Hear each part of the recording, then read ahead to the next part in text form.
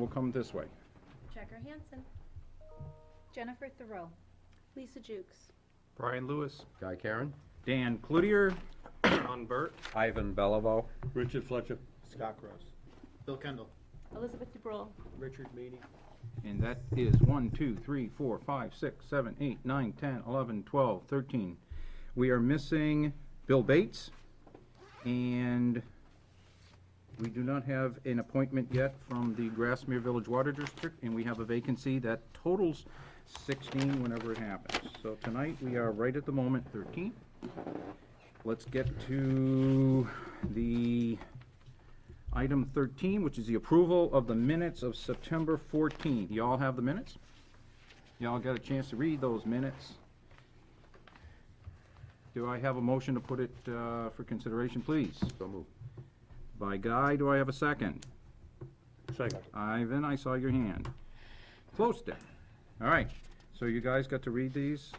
Guys meaning both genders? Wow. Adjourn the meeting at 10:21 p.m. Yes. Maybe tonight it won't be as long. Any additions, modifications, changes, Elizabeth? It's not my name. My name is spelled right. Yes. No, I just had two small ones, Sure. basically. In the whole question and answer section, when we're asking questions of people who are applying for the vacancy, I Yeah. was just wondering if we could separate it out a little better. It's a little confusing about where the question ends and where the answer begins. So what would your thought be where that would happen? I don't understand, because we gotta be very specific here, not either that or what we do is we postpone the Okay, vote and okay. have On them come page back next month, 3 which is okay. On page 3, there's a paragraph that says, Guy Karen had a question for Leah. You were a teacher, Manchester for 1 year and Londonderry for the last 3. Like, I'm not sure, is So you Guy want right saying before, Manchester for 1 year and so Londonderry? right before Manchester, Yeah, when it was if that's Leah's where her answer. answer begins, do then we, let's say. let's just say, do we believe that's where her answer began? Yeah.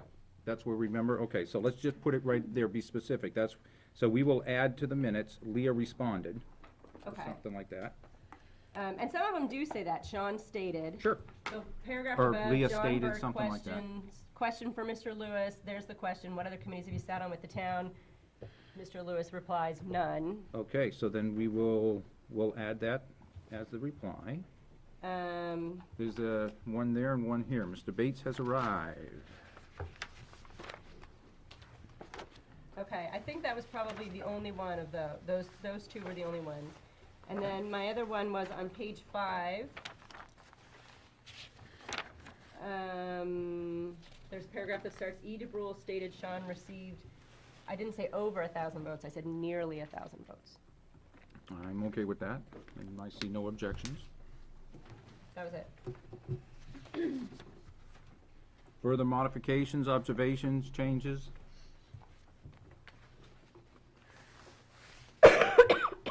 Seeing none, you be ready for the vote. Those in favor of the minutes as amended, please signify by raising thine hand. I see 1, 2, 3, 4, 5, 6, 7, 8, 9, 10, 11, 12. Who says no? Who abstains? I abstain. You abstained? I abstain. That's 2. 12, 2, 0. That is 14. We're good to go.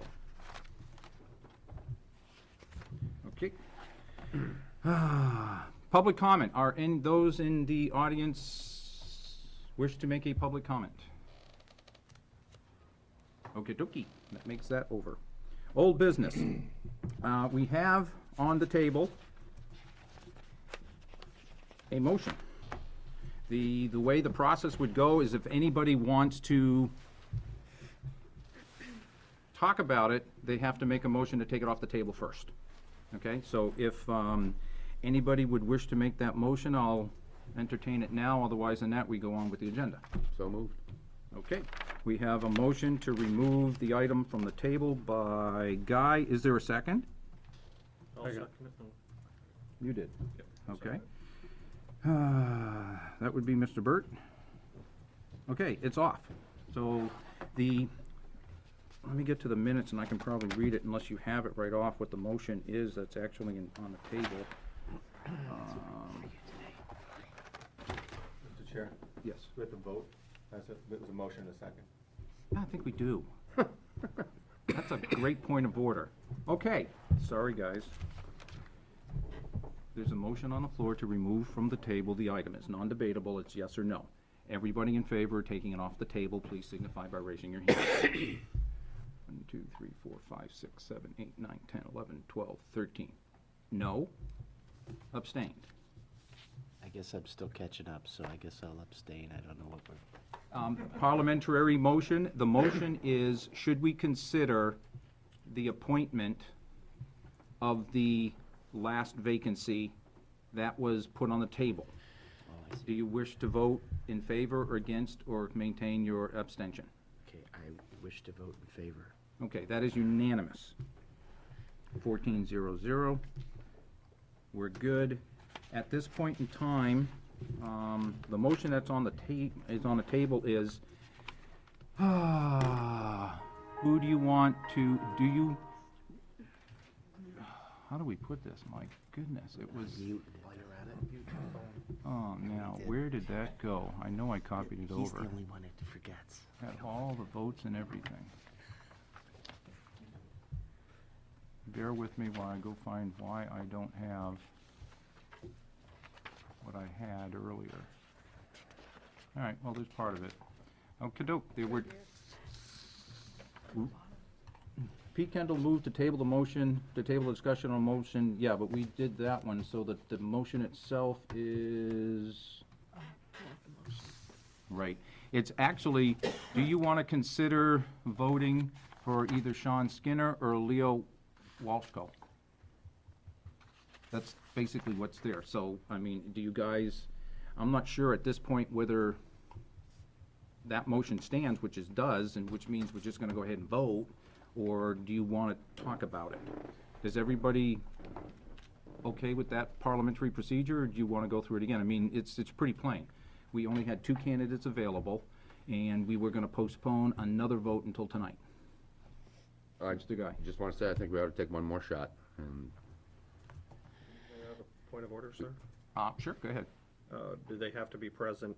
Because I remember one member was not, and did we consider them? We considered did? them. Okay. We considered them last time whether they were present or not. All right. So,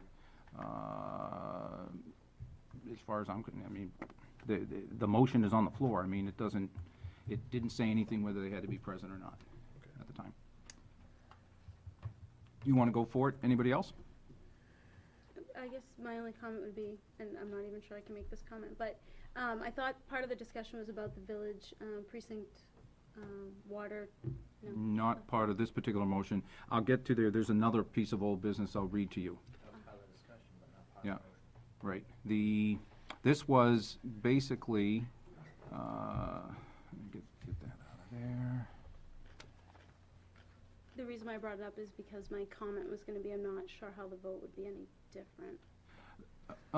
Well, the vote basically is, well, anybody can choose to vote the way they want to vote, and so tonight, basically, the choice is, if there's no more debate, we're gonna go into a vote, and what did we do last time? Just have a show of hands, I think. And we said, okay, everybody for Sean Skinner raised their hand, and I recorded it individually, or I just went down by name, and you said what it was. How do you guys wanna do it? You wanna do it individually, or you just wanna show your hands? Do it by hand. Like I do all the other votes? yeah, whatever. Okay. Any more discussion? You ready for the vote? Basically, we have 2 candidates, either Sean Skinner or Leah Walshko. Since Sean was first, I'm going to record. If you would like to appoint Sean Skinner, please signify by raising your hand. Okay, that's 1, 2, 3, 4, 5, 6, 7. Those who would like to appoint Leah Walshko, please raise your hand. 1, 2, 3, 4, 5, 6, 7. The vote is 7-7. Let me record the vote, please, for the, Dan said Leah, Guy said Leah? Bill Bates, Leah? Ivan Beliveau, Leah. John Burt, Leah? Elizabeth, Sean? Checker, Sean? Lisa, Sean? Philip. Sean. Brian, Sean. Richard, Leah. Scott, Sean. Jen, Sean? Dick. Lisa. And that's 7-7. The motion does not carry. we're done. Okay? So what I would propose at this point is I make a motion, or you can make a motion. I'll accept a motion that says we will leave the position vacant for the term, because I don't think it's fair to us. So moved. Okay, hang on. I heard Scott make a motion that we leave it vacant. Who seconded it? And that, okay. We're trying to get Guy on his conference call. Okay, that's, delay. that's Philip. 10. Okay, so there's a motion on the floor that I know. we keep the position vacant for, until March. Was that basically for the rest of the term, because it's not fair? The record until March. Until March the, 2012.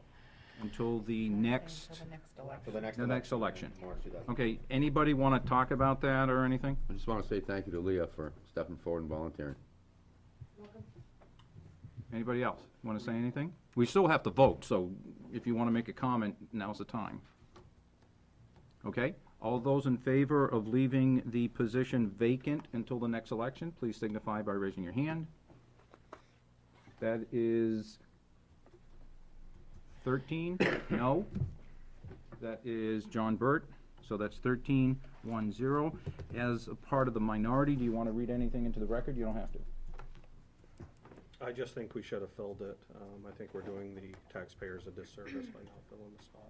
Okay. So that's all I want to put. Do we want to go one step further and make a motion to restrict reconsideration of that vote? So that we can't nickel it at some point in time when there's, I'll make that motion. okay, We kind of talked about it I'll last second time. it. yep. And that is with Guy seconded. So this is there's a motion on the floor that we don't reconsider, which means at a subsequent meeting, we can't just come up and say, you know what? I want to reconsider the vote, it passes, and then we can go ahead and do something. You see what I'm saying? Those in favor of not reconsidering, which means it's really done. You can't reconsider a non-reconsider vote. It's over, you know what I mean? Any questions on that? Okay, those in favor of, voting in favor of non-reconsideration means it's over, signify by raising your hand, please. Opposed? That's 13-1-0. Mr. Burt is the one. It still stands, if you want to say to the, is it the nays we say, or just the abstentions? I can't remember. I can't remember either. The nays? The nay, yay, nay. Abstention, I thought. Only abstention, never mind. We're retracting the offer to say anything into the record. Okay, is there any other old business besides the one that I have? Let me read it, maybe then I'll do it. Thank you, Leah. Bye-bye. At the last meeting, I was asked to see if I could inquire as to whether the appointee from a village water district must be a commissioner or not. And let me take that one first.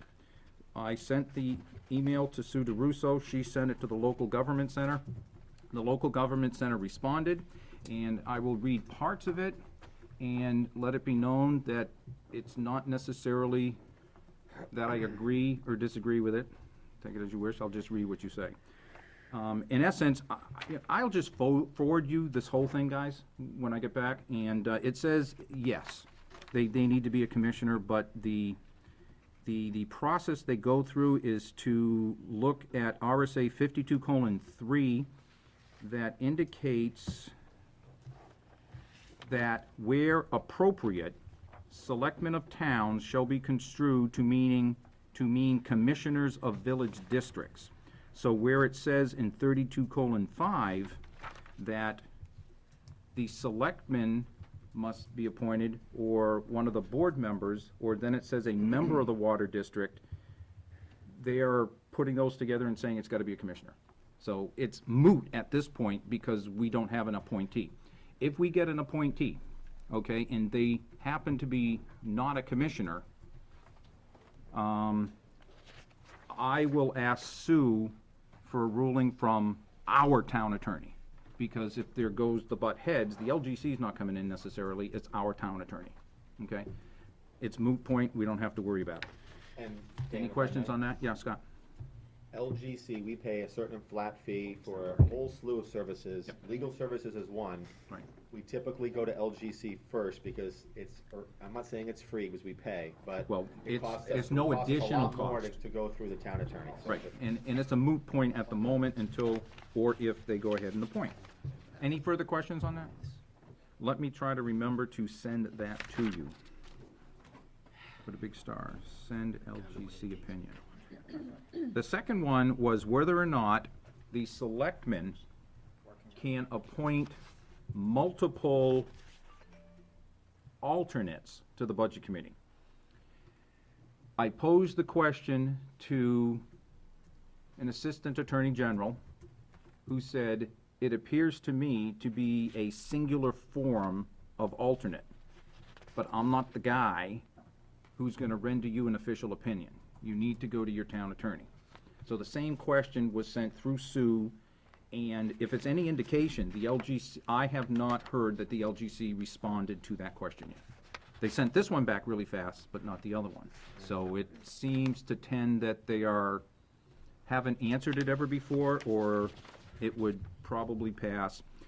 Any questions before? I have a question for you. Let me ask you the question first. Is the purpose, do you think, because I'm supposing the selectmen talked about this, is so that someone from the select board who has been appointed to all these various town departments has more knowledge so they can bring it up and talk about it at the meeting? Is that the whole point of that? Settings don't The say. question came up because I'm the budget committee rep, Right. Steve is my backup. We Yep. both work for the same company. Ah, And there remains a possibility, although we work in different divisions, that Yep. if there was an all-management meeting, yeah, that both of us couldn't be here.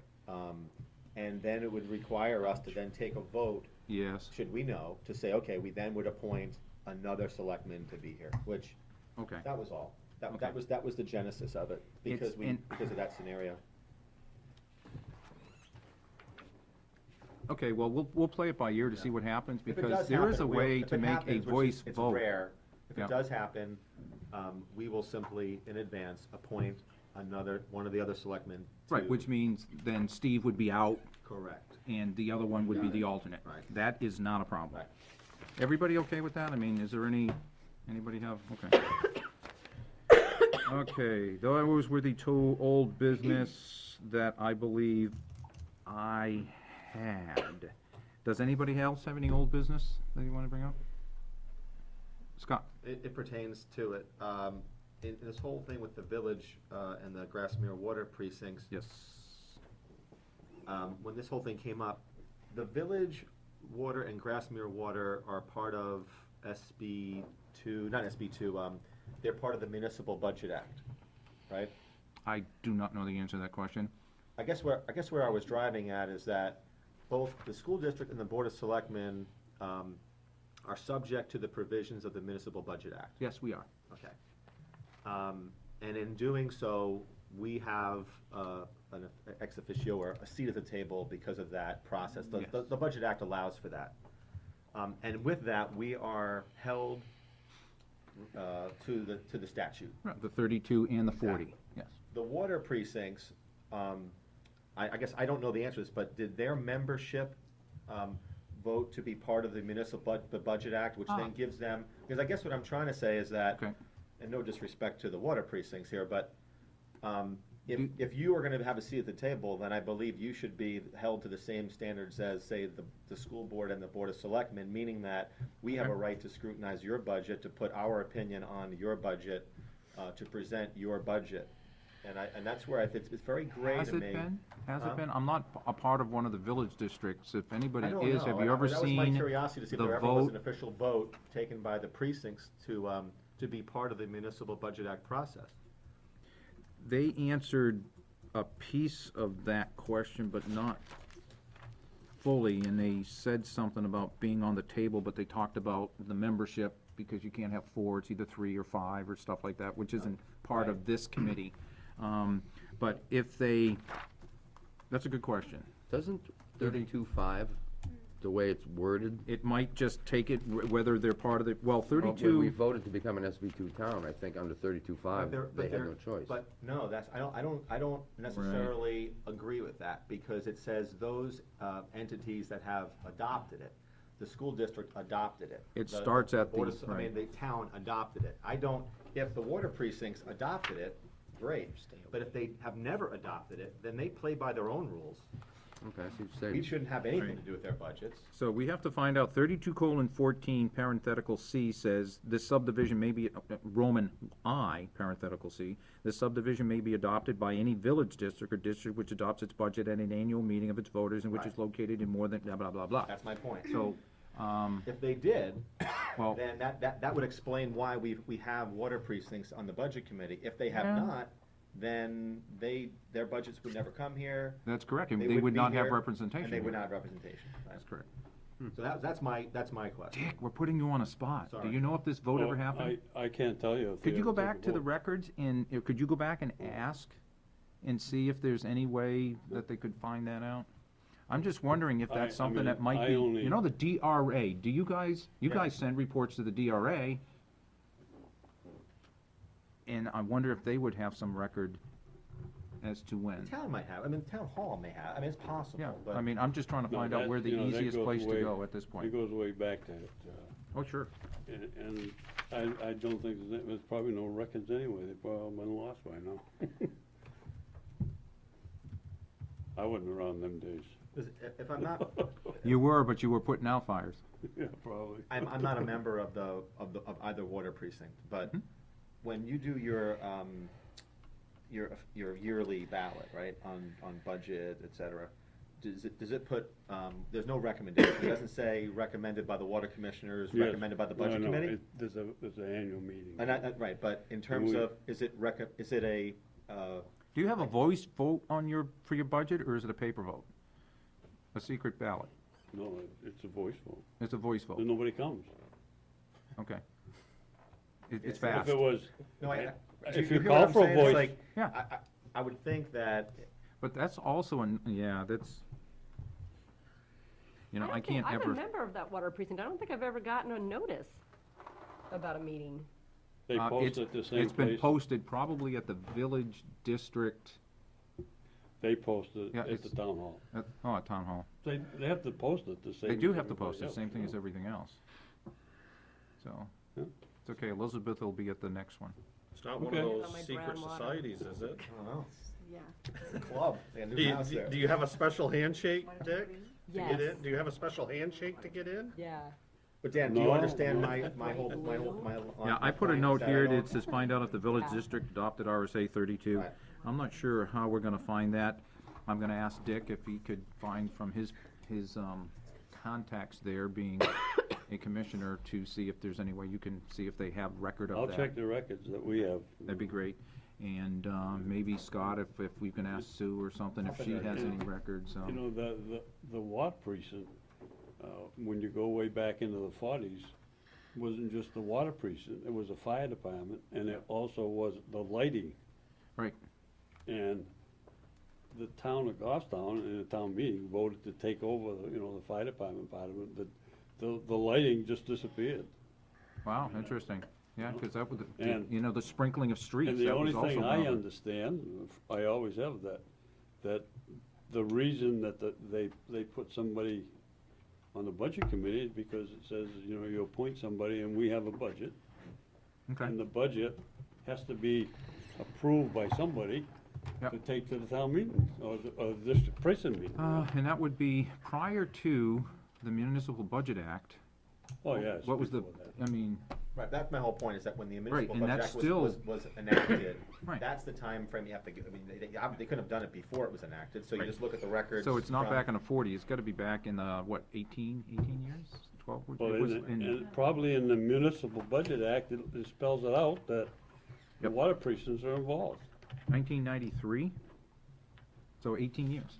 Right, but there would have to be an official vote by the Yeah. precinct at Yes. the time. Yes. Anybody more perplexed? Okay, no questions, I love it. Any further old business? Cool, let's check that off. You guys wanna go through, town reports? And, if Guy would wanna talk about Public Works, is anything going on there? Yeah. Met with Carl last week. First, to anybody who's gonna read the minutes or anybody who's gonna watch this meeting who might have called, and asked me over and over, the taxpayers did not pay for Carl's trip to Haiti. Just to let everybody know. He went down, I think that was paid for by the APWA or something. Things are tracking at DPW pretty much normally. You might notice there's a big over expenditure on vehicle fuel. Again, that's what we see often because all the town fuel runs through DPW and they have not collected from police and fire yet, et cetera. And apparently there was a big order that was just paid for fuel. There's also a big over expenditure on legal, and I can't remember if Carl mentioned that to me or not. I'm gonna have to ask him about that again. Because if he spoke to it, I wasn't aware, or I don't remember what his response was to it. Other than that, solid waste has been good news. Is that there was a comparison made in July, I don't know if some of you saw the email, of what we were spending versus what we are now being paid with the new, and I guess the co-op is pretty close to ready to go, Scott, I think. I think they're putting out RFPs for construction. Yeah. Okay. It might take another year for it to get online. This year, this time, it might be online, but Okay.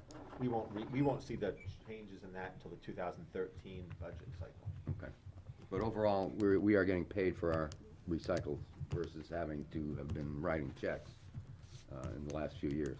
So, other than that, everything's tracking pretty much normally. Questions for Guy? Go ahead, John. Guy, on the Haiti trip that you brought up, the taxpayers did pay something on that, because I remember at the selectmen meeting that I watched on TV, it was over insurance or something. That I wouldn't know. Okay, I just wanted to, I remember something was being said about extra insurance, or that the premium to allow him to go down I can there. find out if you'd like. I mean, you brought, I guess other people are bringing it up, is that correct? I've gotten a few calls from people saying, how come we're paying for, our Director of Public Works to go to Haiti? And we didn't pay for it. Well, who paid his airfare and his hotel? And that was paid for by APWA, Yes, not us. yeah. But as I far as just remember extra something, insurance, about Find out. insurance, and, I remember Scott was there, so I don't know if he could answer anything. It was actually his time. He didn't have to take vacation time. That's what I read in the paper. his time, That's Yes. what I read in the paper. so he was on payroll. He was right in a paid status while he was going down there. Yes, we did, but we did not pay for his expenses to go down. So the taxpayers did pay him something to go down, Yes. okay. Yeah, thanks, Joanne. Okay, I'm just too darn curious. Why did he go to Haiti? I'm sorry. PWA convention. No, it was more of a Information. meet with I guess there's one DPW director for the entire country. In Haiti? Yeah, I think we have probably 5 times the equipment in our public works department than they have in that country. I don't know, I'm sure at some point you've seen, I haven't seen the pictures yet. wow, it's amazing. And they were trying to find a way to help these guys rebuild the infrastructure. And certain public works directors from different areas were asked to go and work with the head. It's a humanitarian effort Yeah. to help them reconstruct their country, and Carl was one, I think, of just a handful of people. One thing I gotta mention is that he had a picture Yeah. of a school bus that said school district on the side, and then when you walked up to it, the black vinyl letters had been peeled off, and it said, you could clearly see it, Goffstown School District. And it was amazing that he happened to catch the picture. Wow. Yeah. But yeah, it was basically a humanitarian effort why he went down. Apparently their big problem is that the billions that they've gotten go to the government, and they are not passed on to the people who live there, and it's unbelievable. Anyways, that's why he was there. Further questions of Guy? Cool. Let's jump off. Richard, did you get a chance to talk to police at all? I did. Cool. Tell us about it. I volunteered to be the police department representative, and I met with Chief Sullivan. The chief presented to the selectmen on the 19th of September. He presented the way he sees his budget for the upcoming year. The bottom line to the presentation was he estimates about a 7% increase over 2011. The selectmen had a few questions for him, and the chief sent some answers to the selectmen. I have a variety of specific numbers available, but I think the overview is probably sufficient. Feel free to ask any questions, and I'll try to answer if I can. What is his plan for special duty? That's the details? Yes. I've got that in here. Special duty wages, he asked the selectmen for a 42% increase, that's $35,000.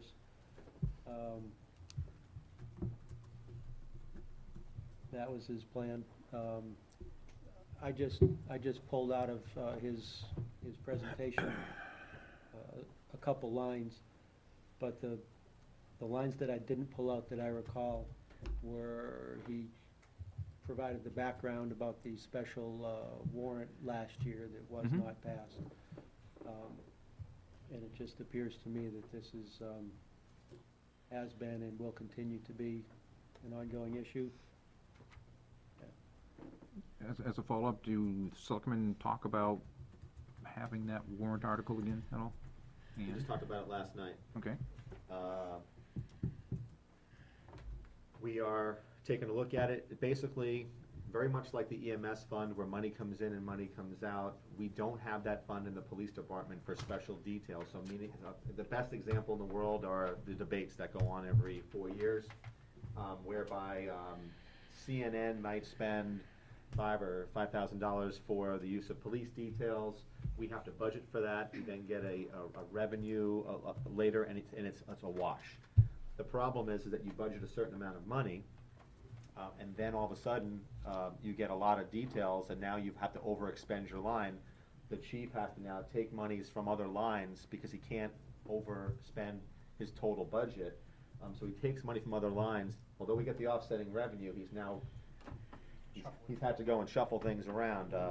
The easier way of doing it is to have a revolving fund where the money, the money comes in and can kind of go out. If we go that route, if you remember, we discussed this last year, you still have to put seed money into it. You still have to probably put about 1/4 of a year's special details in that fund so that it can to get it going. Within that revolving fund, however, you can charge back towards administrative type costs such as the processing of the payroll. You can also expend from that for things that are traffic or special detail related, such as cones, vests, lights, flashlights, all that type of stuff. So what we talked about last night was we did not support it last year because our financial software system is ancient right now. We're looking to replace it. And we're not gonna have Dan on the committee this time. You were on the last one, if you remember. It didn't work out so good, but with the school, remember, we were That was a both school. on Oh, you're talking about for Yeah, yeah, the exactly. accounting system.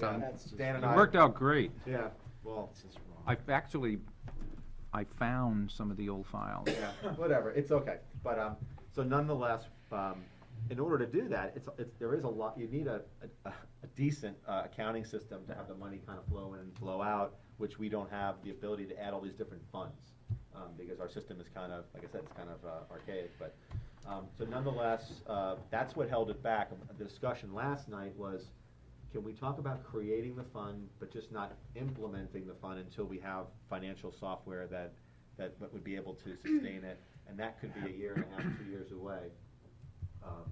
Even if we were hopefully to proceed with the financial software package, which we desperately need, it would be a lot of effort just to get everything over to that system in 1 year, much less start a revolving fund for the police department. So I think we're headed in the direction of maybe putting on the ballot next year, Dan, but Okay. not implementing it for another 1 year or 2 after that. It's gonna be interesting wording.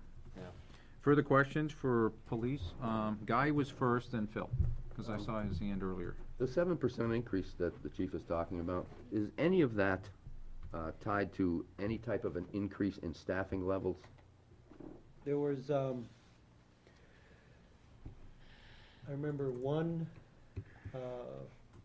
1% 1% increase, about $17,000. It said, include the reintroduction of the unfunded position from 2011. So that's probably staffing related. 17,000? That must have been a part-time position.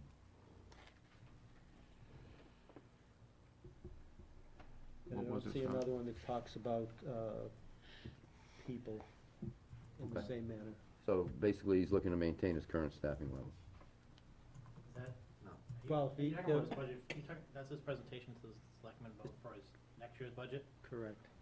Can I suggest we hold off on that until we actually get the budget from the selectmen and start talking about those types of things? I was gonna suggest No, that. let me get the answer from Well, Scott. the I mean, answer we don't is have to go in that detail, we He just, is looking, if you remember, the last 2 years, we used to have 30 sworn officers, and we've been running at 29. The selectmen have not filled that last vacancy for 2 years running. The chief has put it back into the budget, okay? he just funded it. He funded it. Okay.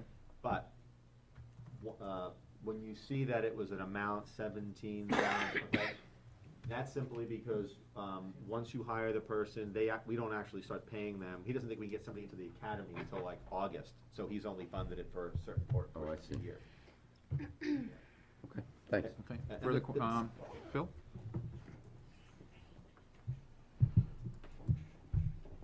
I don't think talking about police department, my question was actually more directed to Scott's response, so I'm gonna hold off. Okay. Further for police? Mr. Burke? Richard, could you find out how much the minimum, I'm trying to think of the right word, when an officer has to go to court, what is the minimum pay that he will receive if he's there 3 minutes or if he's there 2 hours? Sure. Well, And then I would you know what like that to- is, Scott? It's, I think we might, I can look. is it contractual? it is, I can look it up for you. Okay, No. we can You know, find I'll that out get you through an the answer contract. before the meeting is over. Well, then also, I'd like to know Yeah. how much they spend on proceedings. You know, how many hours are the officers there? And then also, how much money total is being spent on officers being at the courthouse? If it's tracked, you got an idea on that? I don't think that that is tracked, in terms of how much court time that they spend. Is, in the pay categories, you know, they have usually regular pay, because an officer attending a court hearing It depends upon isn't whether. normal duty, it's outside their normal duty schedule, from what I understand. Sometimes, yeah, most of the time, yes. Okay. Yeah. The chief explained last night to us that right now, due to changes in the judiciary system in New Hampshire, we're going to a circuit court approach. Meaning that no longer do we have a court in Milford, a court in Goffstown, a court in Merrimack. Now it's a traveling judge that goes, they'll spend it might spend, 1 week or a month in Goffstown. Next they go to Merrimack. So what that means is that our officers were typically only going to Goffstown District Court for all the cases. Now they're gonna have to go to Merrimack and go to Milford. So that's gonna increase the time that our officers are going to for traffic violations or any type of criminal proceeding. So it's gonna get worse, it's not getting any better. And it's funny that you mentioned that, because last night I asked the chief, I said, is there any, are we considering any use of technology in terms of, I know that there are a lot of municipalities across the country that do video arraignments and things of that nature, and he says, at this point, not yet. So which they, like the defense attorneys are pretty passionate about the fact that people have a right to see their accuser, that type of thing. So the judges are, pretty much want that officer physically there. And there hasn't been, unless you want to help us legislatively to help push technology, because I'll be candid with you, you can use Skype or some video conferencing, and the FaceTime officer or can do that while they're in their cruiser or at the Goffstown Police Department, not have to travel and sit in a place for 3 hours. So Not while they're driving. not while driving. 10-2? Okay, thank you, not driving. 93. Can I elaborate on? Yeah, but keep it budget focused, so we're good. Okay, well, what has been brought to me is that officers are showing up for a couple minutes and they're getting 4 hours pay. So I just wanna know if that's happening here in Goffstown. Overtime, isn't it? It's all time and a half. half, Occasionally, not it'll be straight double time. time. It'll be double time depending on how their work week works out.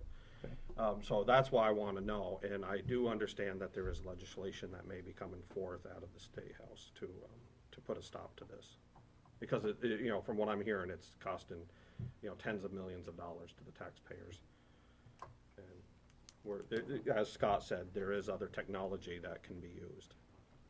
So between Scott and Richard, if you can venture that and get You'll have back your to us. answer in about 5 or 10 minutes. I just gotta find it. Super. Further questions for police? You're off the hook, man. Bill? Fire? I'm sorry, I've been traveling a lot. I hope to meet with him next week. Okay. Any questions that anybody might have for fire that they would want Bill to ask when he talks to them? Ask away. Silence is golden. Administration, Mr. Kendall. Well, Scott stole a little bit of my thunder, but, He has that tendency. he does, but that's okay. I'll give him the right. Is that, again, I'll just reiterate, the financial software is probably one of the big things that we're looking at. They did interview several companies, 2 months ago. I didn't meet with him, Don, this month. I like to get time right after I get the budget. Yeah. But I did meet with him at the beginning of September. And, at that time, income was good, taxes were being paid, so things were going forward. Their budget is pretty much on track for where it should be for the year. There's the HVAC system that's still out there that they're gonna be updating, This building? this building. Yep. That's one of the big ticket items that's coming out, and partially funded through the budget, and then there's a grant that's doing the other part of it. But again, the financial software is probably the big thing that they're trying to, you know, it's kinda like the computers, they work, but Okay. they get aged quickly, and they don't do, everybody wants more out of the software, and the software doesn't get any better with age. So that's the big things right now, but I do plan on meeting with them in the next couple of weeks, so if anybody has any questions about where things are going. Is Mr. that Karen? the $400,000 software that was in CIP last year? Yes, I believe it was. Yes, it was taken, yes, Which includes conversion and implementation. it does, and Okay. Scott is absolutely correct, because if the decision is made, you're talking close to 18 months before it's actually operational, so it's Right. not like we buy it, install it tomorrow, and we're using it. Is it a limited number of seats? There's a whole different host that they're looking at, that is one of, that's one Okay. of the things that you'd be looking at. Okay, all right, thanks. That affects the cost, obviously. Haven't found that out a different way. Yeah. That's true. When we get to the school, remind me to ask that question if we get there. Further questions on administration? I guess, I just, Yeah, Bill? I'm curious about the software, narrowing down the software process and Yep. just knowing more about whether they're considering open source software that isn't necessarily licensed by Node, but, Interesting. not Have you heard of licensed. any open source for fund accounting for a town? I'm sure I haven't, but Okay. I'm not looking. But All there's right. open source for a whole lot of things going on right now. Right. And what you're doing is you're paying to maintain the software. Yep. You're not paying for license. Not paying for Right. the name, essentially. Right. Good And idea. it's, Yeah. and it's It's a con- changing each month. Right. And it's driving down costs a I lot can in definitely some ask the question if areas. they're considering it. Okay. I did not ask that question. Further questions? Brian, did you get a chance to? I plan on attending the meeting on the 19th, so we'll Okay. have more than It's been changed to the 20th. 20th. Oh, you're gonna miss it. But at least you won't be late. You'll just be really, I'll be a day really early. All right, you wanna add anything, Just Scott? so we know, there's a site walk this Saturday morning, 8 PM at, the land that we purchased, 8 a.m. Barnard property. 8 a.m.? 8 AM. 8 a.m. Saturday The morning. library, or? Are you talking about? Yeah, are you gonna park? Barnard. Here's my number, 497-5046. I'll give you the details on it. Well, I'm in the library. Still vacant. Anything else that you wanna kick in? 3 hours is your answer. Is It's a the 3-hour minimum- tour. Is the A 3-hour minimum tour. for a 3-hour court minimum. overtime. 3 hours for, So we're getting it cheaper than Nashua. He didn't. It's a negotiated, rate. Get fit. It's negotiated, John, And, simply because it's during their off time. No, it's their day off. And, it is at the overtime rate, but anything over 3 hours is straight time.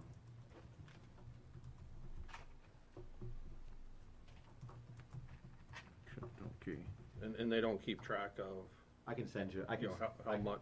I don't think they do, I can send you the CBA is a public I'd be surprised, I mean, I really, If they don't, they should.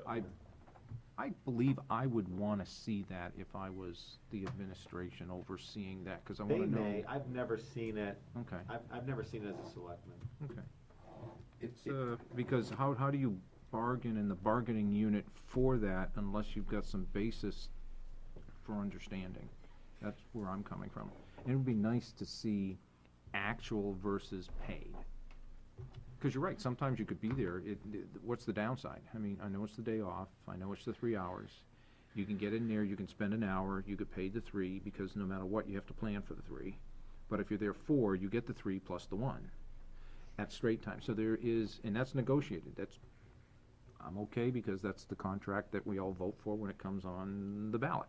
But statistic-wise, in order to, when the next bargaining agreement comes in, it'd be nice to know if there were some metrics that say 90% of the time, it's only 1 hour, not 3. Then there's some kind of bargaining position that says, well, do you really need the whole 3 because we're taking part of your day off? Because I tell you, in my day off, that's a different opinion. You think about it, if I have to come in only for an hour on my day off, do I really want to spend the hour? My goodness, things like that. Is it also true that the fines collected go to the state, not the town?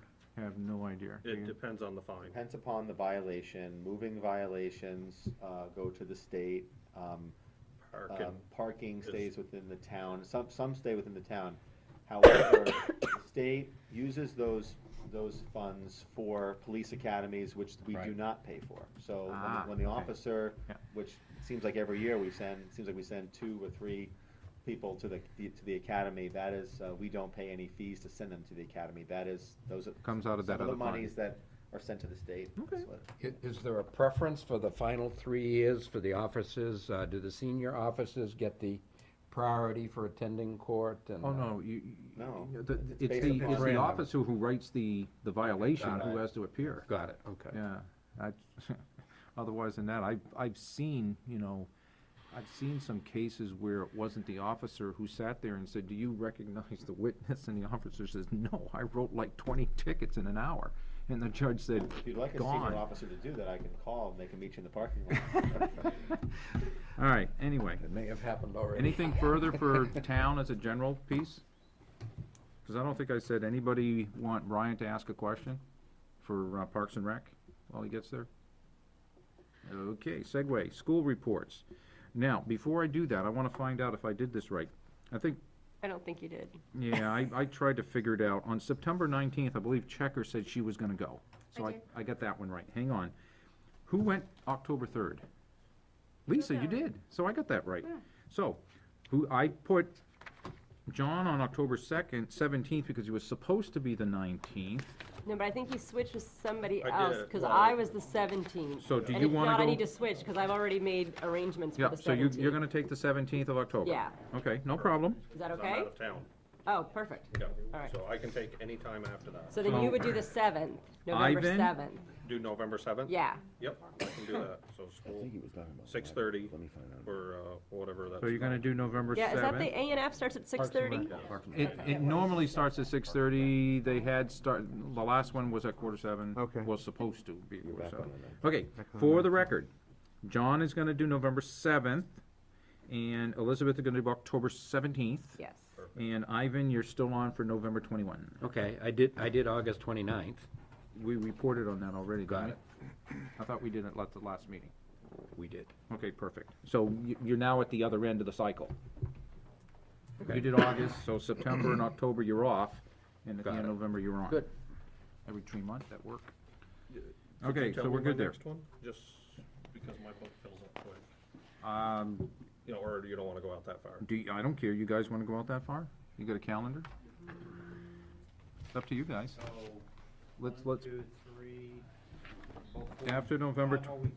It would be December 5 and December 19th, so who would do 12/5? I could do it. You wanna do 12/5 too, John? Yep. Okay, John's picking up the slack, okay, 12/19. I can do that. Now I'm lost because I don't have my calendar for January here. Okay, fine, that's fine. Oh, no, you're booked okay now, so you No, I'm probably fine. won't have it until February now. Yep. Where it gets busy again. Okay, cool, Thank you. you're welcome. So, Checker, Yes. you wanna talk to us about September 19th? Sure. The total manifest brought forward was $1,104,044.65. The large portion of that was payroll, taxes, unemployment. The other large portion of it was general expenses. They had on there sewer, Goffstown trucking, educational transportation, registration. Do you have any numbers associated with those? Oh, yeah, lots of them. If you can pop some of the, if you hit like, the $20, $30, $40, $50,000 mark, I think it'd be interesting for us to hear. Okay. So payroll, $793,078.59. You can round if you like. Okay. Provider or all transportation Yeah. was around 93,000, 92,187. And then general expenses, sewer, 10,000, Goffstown Truck Center, 95,000, oil, 21,000 to Fuller. Here, although the FM systems for the Glen Lake, so that the teachers wear them and the students can hear, $5,000. SAU assessment was $56,000. Some miscellaneous things, fans and Icon, which is copiers, those totaled about 12,000. And then there was some computer equipment that was 17,000 for a subtotal of 218,000. Do you know what period of time the sewer bill was for in the busing? I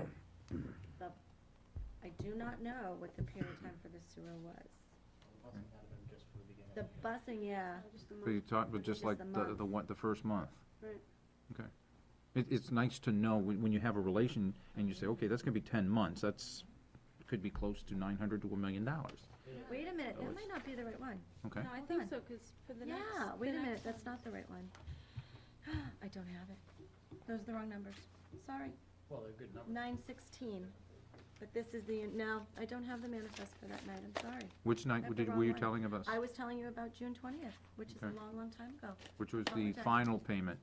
Yes, Which one of the final Yes. payments? Okay, I apologize. okay. That's the wrong ones. Never mind. It's okay. I have the regular school board. It's okay. Jen knows right off the top of her head I know, anyway. sorry, Jen. No, I don't. Okay. You wanna talk about Maple Ave at all? Suzanne and I have not got our schedules to hook up. Okay. They're off to a good start. They had their ice cream social. Anybody, Got it. anybody have any questions for, Checker for when she talks to Suzanne at Maple? That was easy. Lisa had October 3rd. Yeah, the reason why I said that, I thought the transportation cost was for a month is because that's in the October 3rd manifest is about $93,000, so, and that is for 1 month, which, October, so for the month of September, it was a 93,000. yes. Okay. Do you know if any of that included any of the summertime busing that they would have done? I do not believe it did, Okay. and it's just regular education, it was not special education. I can read it to Oh, you, but that's. really? Okay. Yeah. Yeah, okay, so the manifest, and do you guys want a copy of this when we go? Anybody? Yeah, sure. I mean, if you have the opportunity of scanning it, go ahead. Okay. I mean, Oh, So I send it wrote it- electronic? I was gonna make a copy, but I wrote on it, but. writing is nice too, because then it has notes. All right, but going forward, I mean, this is information I'm bringing in, I didn't know if anyone wanted to. All right, so the total manifest was $1,201,753.97. Of that, the largest portion was for payroll and taxes, which is $646,367.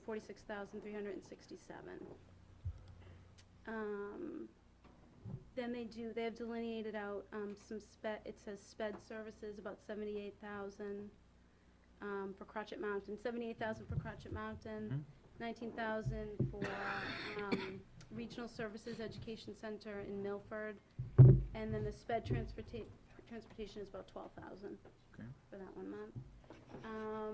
And then general expenses are around 292,000. Of those, the biggest pieces are the 93,000 for the regular education transportation, a Mountain View, roofing project for about 28,000. You know, replacing the From shingle, I wrote notes here, it's from Okay. last year's budget, the project's complete. probably an encumbrance forward, okay. I have that one. Okay, you have, okay. I have that one. That was at the meeting in June 20th. Okay, And that's it. I okay. don't know if anyone has any questions. The one thing I did want to comment on, I think, Ivan, did we just decide you're going on the 21st of November to the next A&F meeting? November Yes. 21 is Ivan, yes. Okay, because Ray was saying that twice a year they have an all invoice review. That's the 21st? Yeah, no, I went the last time, I thought it was really, It is, it's actually very good, Informative. because they got a packet that thick, yeah. that you gotta go through every single And I one. was able to look through and ask questions and, I mean, That's a great way to get more familiar to the answers, like some of the details I'm asking, you can probably take a peek no, I at it. thought it was great, so I didn't know if anyone else would be, is that funny? Is that hilarious? So I thought that was interesting. And also, it was brought up at the school board meeting that the school board will be presenting to us either on the 5th or the 19th of November. Oh, it keeps, So clarification on that would be, okay. I'm- Thought it was the 5th.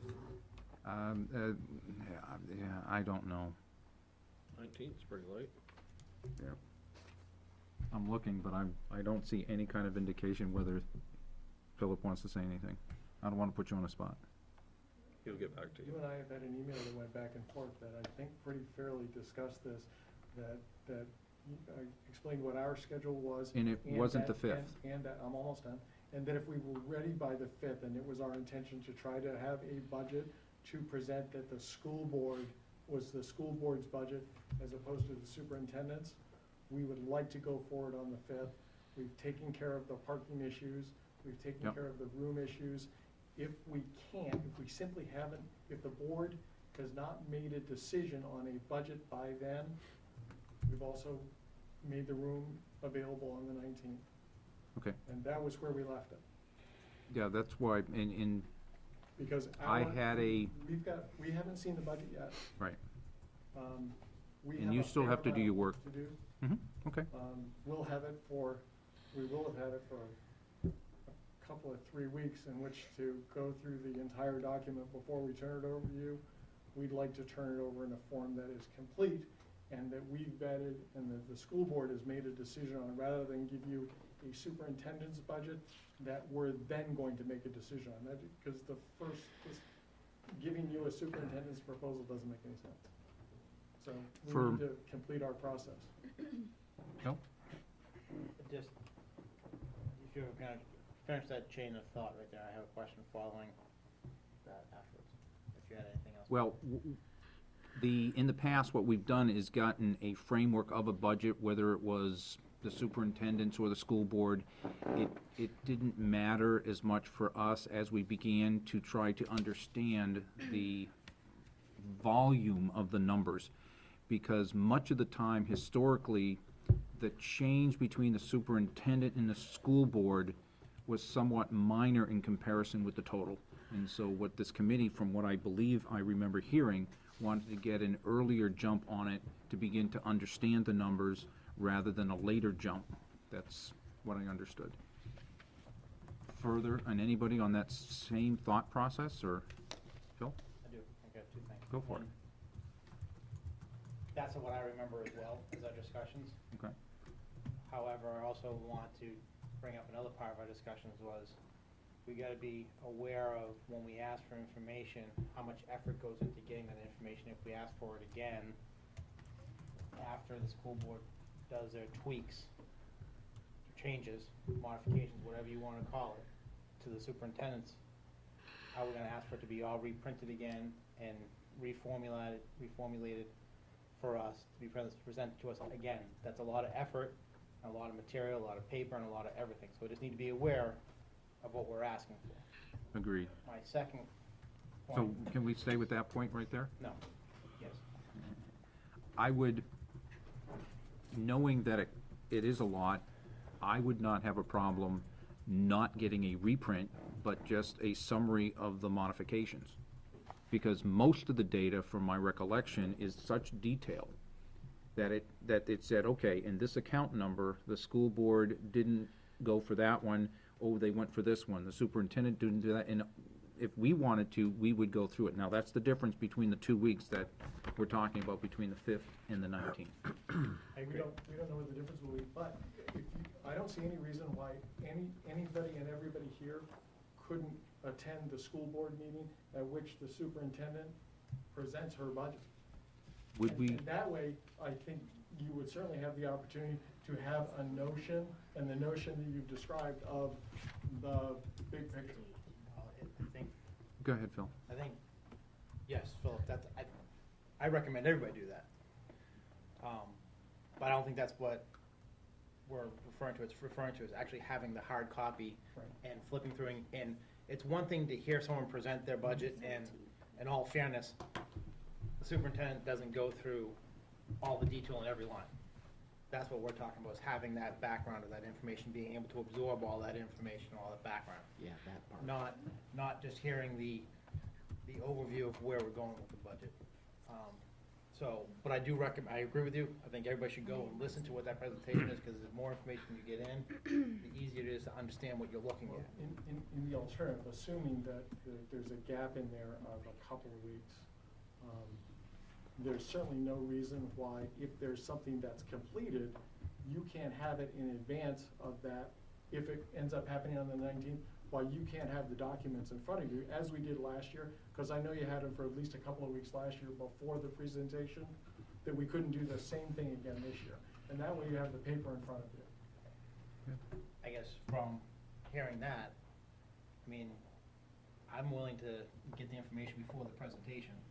Me too. If we're talking about just waiting for the presentation and not waiting for the material. It's actually Yeah, not a that's- bad thing to have the that's- books in front of us to go through it, so when we Sure. have the presentation, we can ask a few questions. And Yeah. we did that Educated last year. questions. And That we makes got- sense to me. So, I mean, if that's the case, if we can have the material by or around the 5th. Well, it might be, they have a last meeting on the 7th, and so it might not be till like the 9th or of the 11th. Around the 5th, 9th, whatever, fifth, after that yeah. meeting, so that we could have it before, then I would, okay that. Anybody say electronically yet? Go ahead. I was just gonna say electronically, I'm a total agreement with you. I'm much more interested in the numbers than I am in the presentation ahead of time. I wanna see the numbers before the presentation. And as we did last year, and I don't see any reason that can't happen. Okay? Do I hear a general consensus that you guys would be okay with a presentation on the 19th? If we can And have it. try to get the information, even if we got the information by the 5th, would you still want the presentation on the 5th or the 19th? Actually, you know what, I'd rather have it on the 9th, give me some time to look at the books. See what I'm saying? Which is the weekend before, that way you actually had it 2 weeks in advance. You go for that one. It sounds like a I great prefer that. compromise to me. Any objections? Could you take that away? Actually, I'm supposed to, would Jen take a notes? If we're, I have a if we're question. done sooner, you'll get it sooner. Sure. I mean, if we're done as though we could do a presentation on the 5th, you'll get it based upon our ability to do that. If it's the 7th or the 8th, so be it. Got Guy and then Scott and then Philip. Just a quick question off subject, just for a split second. You mentioned Jen, we were talking about alternates for selectmen earlier. Is Sue gone? Have you No. replaced her? She's not here this No, she's not here tonight. Jen is sitting as an alternate. So you're an alternate for, okay, all right, that's all. She's an Just curious. officially appointed alternate. Oh, I didn't know that. Surprise! I mean, you've been sitting in the audience, I wasn't sure. you Well, know, if actually, Sue Philip, had, in the committee, came to us, well, anyway, I won't Okay, belay no, that. no problem, keep going. Scott? I think if we get it electronically earlier, there's no harm, no foul, in the sense that we're not printing out these big books and having to reprint anything. You just send it electronically, and then on the 19th, and give us the hard copy of whatever decisions you made, if those people even want a hard copy. Yeah. But I think there's no, it's just a matter of sending out the Excel spreadsheet. It's not that. Which is a segue to Philip. Thank you. You and I met, we talked about, Today, but go ahead, yes. I can pull it up if we want, Yeah. but. you The and I- subcommittee, the official The subcommittee to official look subcommittee at met. the, yeah, Talking about a format that the subcommittee thought would be useful for the whole committee, to understanding the school budget and helping us make some decisions as we go forward. When we left, Dan, you were going to look at schedule to see if we can set up a meeting with, well, that was me. yes, that I was thought, you. I thought you were doing that. No, I gave you the dates I was available.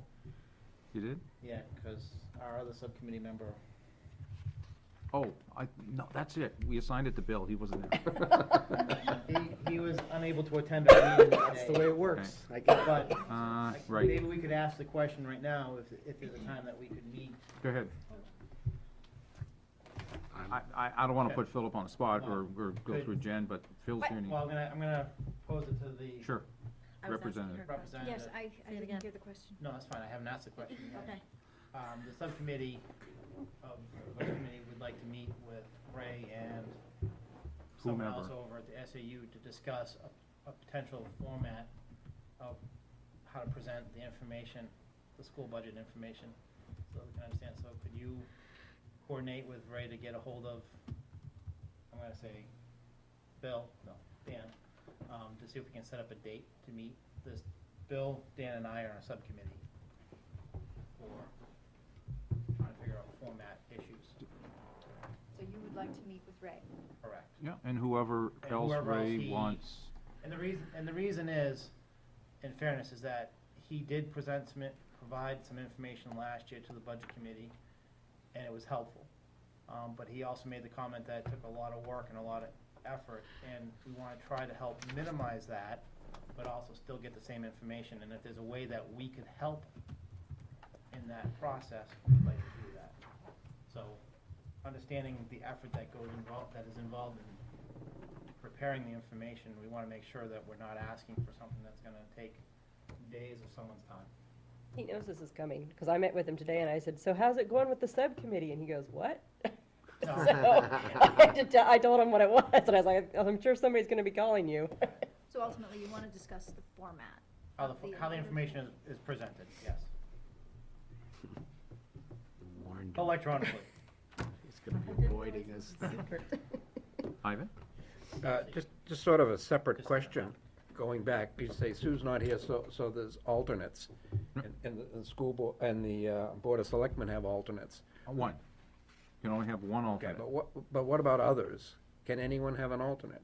No, only the appointed members can have alternates according to the membership of in the RSA. You cannot have an alternate. That's right. Man, oh, man. Appoint me, I'm I'll vote shattered. twice? No! The distinction is appointed versus elected. Elected members cannot have alternates. Correct. Appointed can. Yes, because it's not the individual who's being appointed, it's the board for which they represent has a seat at the table. That's the difference from my understanding. Okay, just wanted to be clear about that. He might be talking to you after, John, but not. Yeah, well, it's, RSA 32 What is it, colon RSA? 5, I Roman, can whatever. change things. Yeah, we've swayed not very, very far because we were going through Lisa's presentation. We scheduled into there. Did you have the second point? Can I say one other thing Yeah, about go this ahead. information thing? Yep. It sounds like this is already off the table, but I did not like the idea of getting information and then getting another sheet that revised the information that we got before. Whatever information we get, I would like it to be the information. Okay. I think that's what we were saying that we could get information from the school board. And I believe, show of hands, let me give it a show of hands. With the scenario, no matter whether the school board can complete their budget process, let's just say by October 1st, which means they could be ready to present to us on October 5th. November. November. It's already October 12th. Okay, good. Ah. You're late already. Yeah. November 1, November 1 versus, we would still have the presentation on November 19th, because we would then have the data a lot longer to look at. But right now, November 5 presentation is completely off the table, and we're gonna hard code it at November 19th. Is that what the committee wish is? Objections to that? Only if we don't get the data ahead of time. I would object to the 19th. I But don't it think sounds like we're gonna get it ahead. Right, I don't think we have a choice. At this point, if it's not November 19th, the budget is gonna be somebody in the room saying, I make a motion, this is the number. I mean, because it's that late, in my opinion. All right, thank you. Okay, so we can say, Jen, if you can officially let the school board know at their next meeting, the budget committee's okay with November 19th, flat out, and, it's on. For the presentation. For the presentation, tomato, potato. And it's on good knowledge that Chairman Pancos knows too. All right, thanks, Phil. Anything further on that? So we're gonna wait to get the school board's final numbers. And again, to the extent that anybody wants a sneak Overview. preview, Mhm. overview, please feel free to show up. When is that What- yeah, what is that? It's Monday. I'll be there. This coming Monday? Yes. I'll be there. Monday and Wednesday? October 17th. Yes. Will it be on GTV, At Goffstown High School at Yes. 7 o'clock. so I can watch In it the media in my center. underwear? If it's being broadcast, it will be, On I would 16, imagine right? so. I mean, on channel 16? yeah. Yeah. Usually, because we're on 22 now, at the moment, I believe. At least that's what the sign says. Is Andrew She's okay gonna go back there? He's not there. November 19th. Is Andrew okay? I mean, can he bang on the walls? He's got a window, he can see through the window.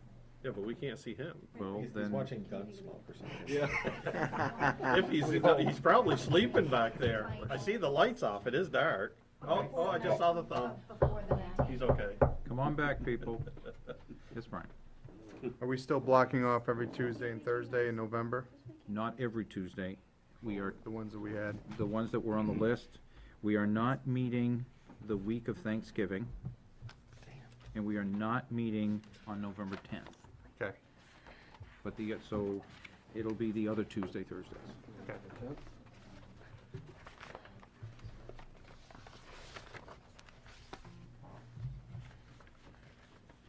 Anything further on the budget before I ask Lisa if she has anything on Bartlett? We have a meeting scheduled for, we're gonna have a regular meeting on November, well, it's October, never mind. Not necessarily. I'm gonna talk about that as the last agenda item.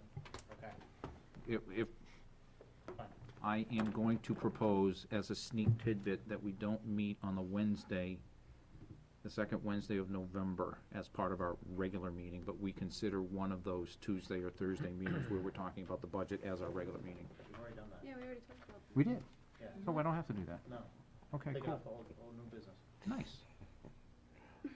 Anything on Bartlett, Lisa? I did not meet with David, no. Okay. Now I'm going to, since today is the 12th, I can still go straight down and say, John Burt, anything on Mountain View? Not at this time. I Okay. haven't met. And I should ask first, anybody want anything for Lisa to ask? Principal Bousquet at Bartlett? Is there anything further, do you know, on like a building thing? Did that get done? There was a presentation to the. Are you gonna talk about that? Mm-mm. Okay. You wanna talk about that? Cause it, Building facility? yeah, that's primarily Bartlett? No, It's not. it's elementary facility. Elementary. Committee. Okay, well, I'll, That's the group's name, I guess. okay, well, we'll do that after we're done all the schools. Remind me, we'll come back. Elizabeth, SAU Glen Lake? Yeah, I'll do Glen Lake first. Met with Leslie, and things are pretty tight over there. First of all, they had a staff change, which has, it's a long story, but basically, they had a staff member who had to take a year's unpaid leave, a special ed teacher. And to cover that position, they had to shift some other things around. To hire another special ed teacher for a temporary position, they had a horrible time finding somebody who was qualified. And when they finally found somebody who was qualified, who was willing to take the job, the salary was much, much higher than the teacher she was replacing for the year. So there's been all sorts of cost shifting to try and cover this. The district budget actually stepped up and covered a big portion of it. But that has resulted in some, she doesn't have a lot of wiggle room in her budget to begin with, and now that's disappeared. The other thing that, the last time I gave my report, I had mentioned that I had just briefly talked to Stacy, and she'd mentioned how there'd been that enrollment bump of 19. That actually was an understatement. I talked to Leslie today, and she said typically she has about 112 to 115 kindergartners enrolled in a year. That's what her enrollment is for kindergarten. She budgeted for 120 last fall. When the budget didn't pass and they went to the default budget, she had to keep all the personnel lines the same because those are contractual, so she ended up taking a 20% reduction off of everything that wasn't contractual, okay? The enrollment bump they got was after August 1st, she got 27 new students. Most of them, she said, were people who just literally slipped their mind. They didn't do it. They didn't enroll in the enrollment period. So the 19 number that Stacy had told me is actually what each class size is at, and the state limit is 20. So they're kind of maxed out over there, and to cover that, she's really stretched thin. Like she pointed out, for the math journals that is part of the curriculum, she only had enough money in that line to pay for 96 math journals, and they're $14.50 each. So everybody's got to have a math journal, so she had to take that out of other lines. So all these things, expenses have gone up. I guess they have to have so many EpiPens on hand. The price of EpiPens went up. So like now, she said they had to buy less Band-Aids and masks and gloves and things like that. So things are tight. Like general literacy supplies, she's down to $1.47 per student per year. So she mentioned that, because the school's been new, they haven't had to do a lot of repairs or maintenance or anything else. But now that it's been a while, some things are starting to go. Like I guess they had a table that collapsed, but there's no furniture replacement. There hasn't been a furniture replacement line up to this point. So it's $600 to $700 for a new table, and she literally doesn't have $600 to $700 to buy it. So Any idea how and why it might have collapsed? just from use, I think. I mean, put a lot of heavy things on it, and you got all these kids jumping around, and yeah, you've been around 5-year-olds lately? Not in the last 21 years. So that's what's going on over there.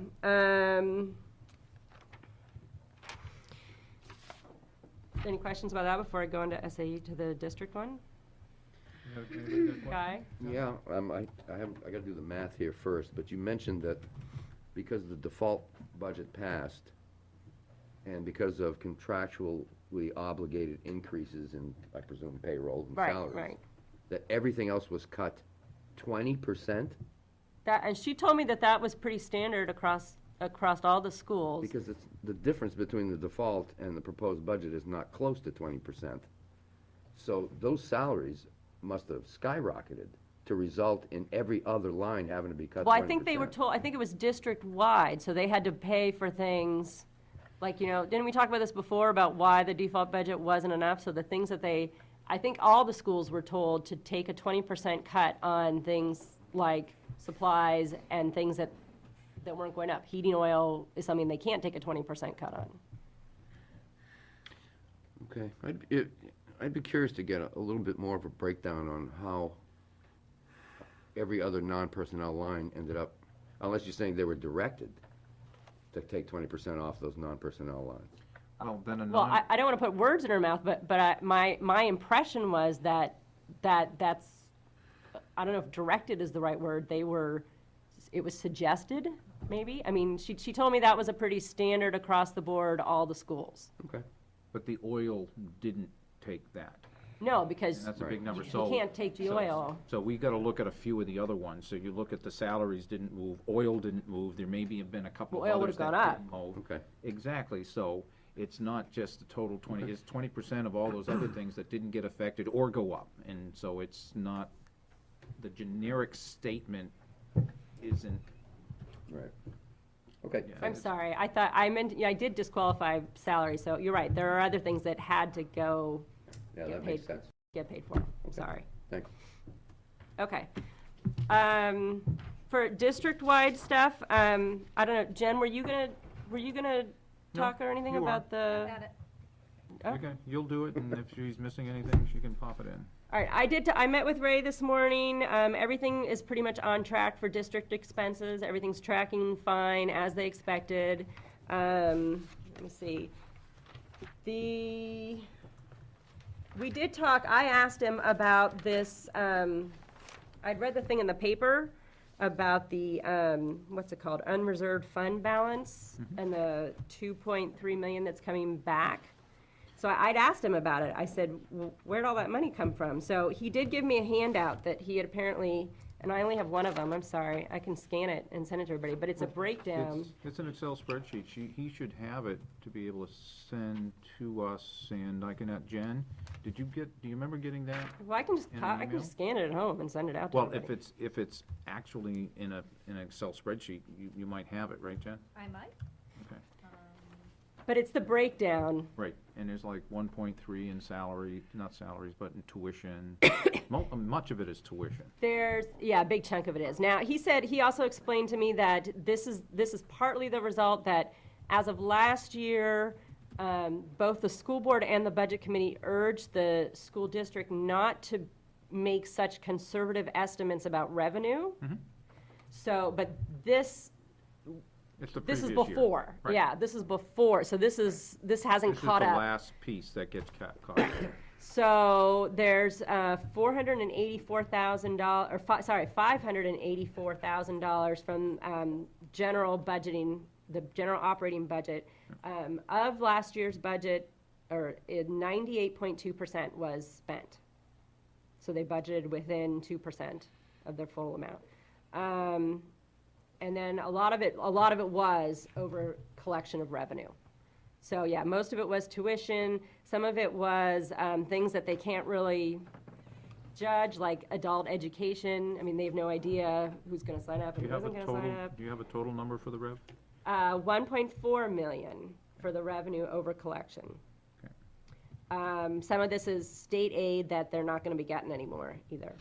And then the last thing was the fund equity adjustment from 2009 to 2010. So items that in June 2010, that they had encumbered money for expenses that they thought they were going to have that then did not pan out. And that was? The oil tank at Mountain View was the Not the big one. detail, but the amount. Oh, sorry. The total there was $339,000. The oil tank at Mountain View that they had encumbered $140,000 for, it turns out they could repair it. That's a And they good didn't thing. have to put in the new tank. So yeah, if Jen doesn't have it, I can scan this when I get home and send it around to everyone. That'd be great. We'll do both. So he said in future, we should not expect this. Right. Because budgeting's getting tighter and because they're not going to be so conservative when they estimate their revenues. Bill? It's interesting that, I had a conversation with some people about this, and it's the article that got put out in the newspaper did not do justice for the school district as to where the money came from. It actually was worded, could have been worded better. because someone, you know, they like, well, are we really making that much money off of tuition? You know, Oh, from yeah. neighboring towns, I mean, that's the way it came across if you, you know, you could read it that way. So, I mean, a better breakdown of this, but the other thing is like, well, didn't we just within the last 2 years, get $1.1 million back? And the answer was yes, but that was because the state, we got extra We revenue got some from the error state. funds. Mhm. And this is gonna play havoc for all of us with our tax bills.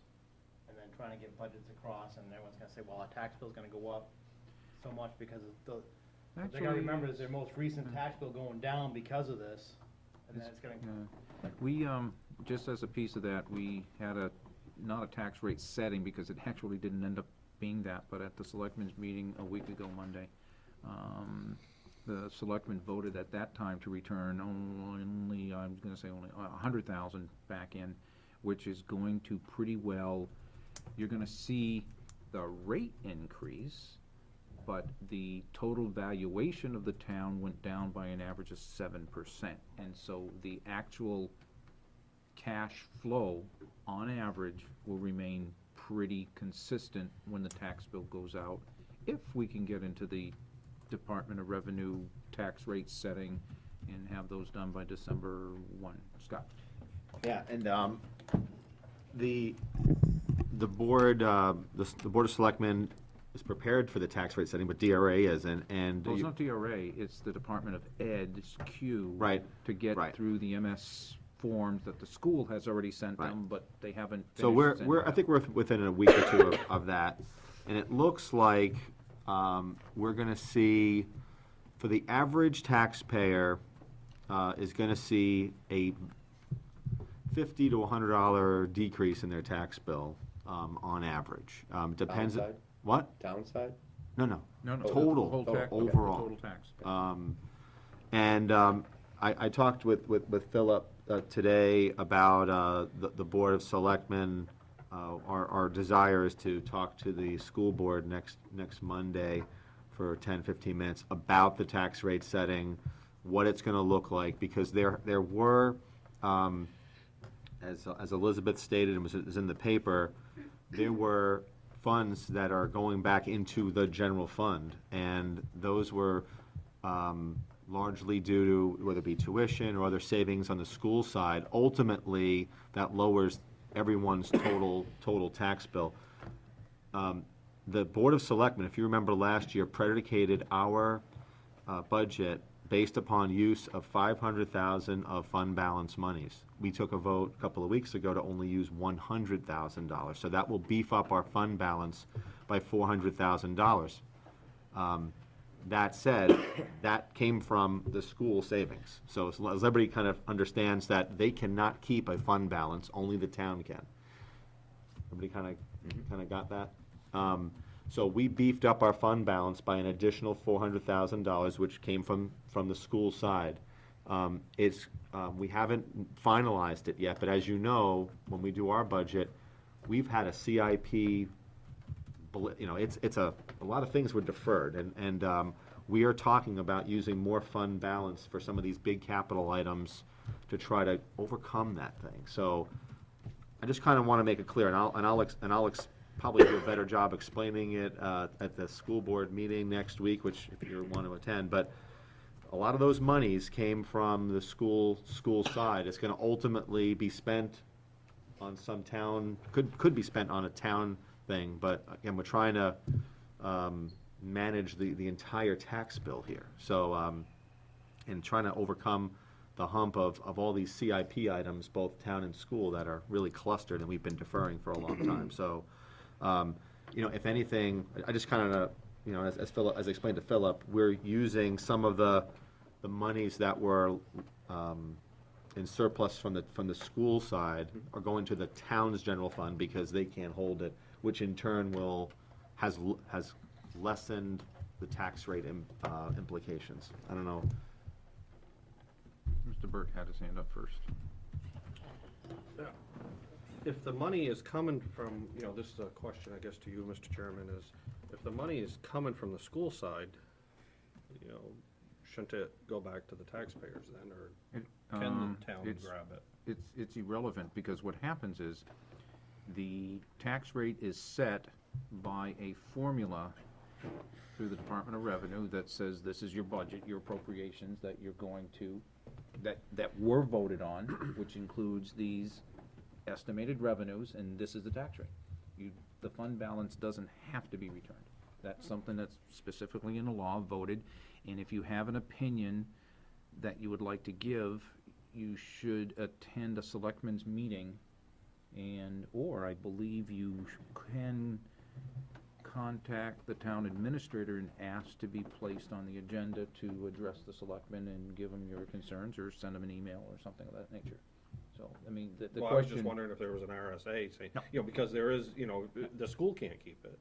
The school isn't allowed to keep a fund balance, the town is, and there are some percentages that different organizations say you should keep between like 7% and maybe 19%. And the 100,000 return, is that the 12%? Is that where Don believes we're gonna be at? Yeah, Somewhere we around think we'll be around 11 or 12. 11, between 11 and 12%. So it's somewhere in there for, so the way you phrase your question, I can't answer it. I can only say that you are allowed as a citizen to go ahead and give your opinion. Yeah, and then I did have just one more question. As a follow-up, go ahead. What, it was over the 2% Elizabeth was talking about. 2%? Yeah, that there was a, you know, at the end of the year, you had 2%, Oh, yeah, You're talking about the 584,000? yeah, the. How did you? Because I said they expended 98.2% of their budget, so they budgeted, how do you say that? They budgeted within they spent within 1.8. 2%? They 98% of the budget was consumed. Right. They're within 2% of their Does that actual budget. include the encumbrances forward? I would assume so. Okay. well, I I'm not just sure. had a question to that is, the 2% that's left over, Yep.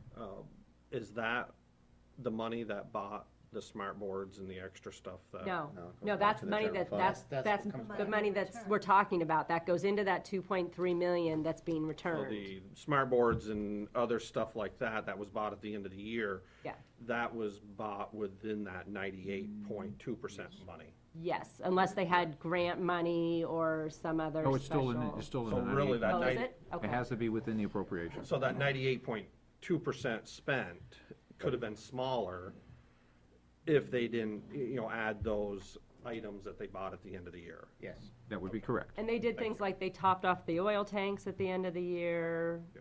They tried to buy some supplies that they could, toilet Management paper. decision. I mean, the Yeah. taxpayers gave an appropriation, and they're allowed to spend 100% of it. That's the way it works. But you try to look at the revenue side too, and you put it all together. Then, was it Philip? Okay. And then I saw Bill, and then Scott. This kind of gets a little off track, but it kind of has to go with Scott's discussion here real quick. Just for clarification before I go forward, what you just said, Scott, was that you're gonna present to the school board on next Monday, but that some of this unreserved fund balance from the school, instead of it going back directly to taxpayers, it's gonna go into the general fund of the town? The vast majority of it is going back to the taxpayers, but $400,000 of it won't. Just, I'm saying, right, some of it, I'm not.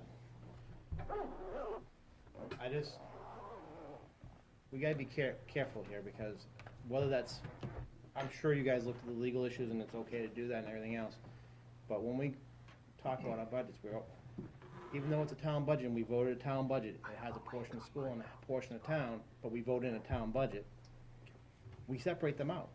Now, taking $400,000 or $1 million out of town, school, whatever the number comes out and goes into the town, that changes how much we put into how much we voted in for school and how much we voted into town. No, it doesn't. It most certainly does. No, it doesn't. If that $400,000 doesn't come back and offset what we budgeted for the school, it's going to the town. That is now town money that is been voted on, and it's money that is being spent for town stuff. And the town's budget now went up a percentage, and the schools went down a percentage. It just, Well, it's the way you're presenting the numbers. That's all it is. I'll explain it on, on Monday in greater clarity. Yeah. Both the town and I'm sorry. Go ahead. I apologize. Oh, I'm having fun. Both the town and the school can only spend what has been appropriated, what has been voted on. They can't spend a penny more. Okay, Absolutely. now, when there are surplus funds, or when there are funds that are unexpended through either the school or the town budget, the school has to return it, which, anything has to go, it goes right back to the general fund. It goes to offset their future year's budget, as long as they budget for that. And then the town side, it goes into the general fund.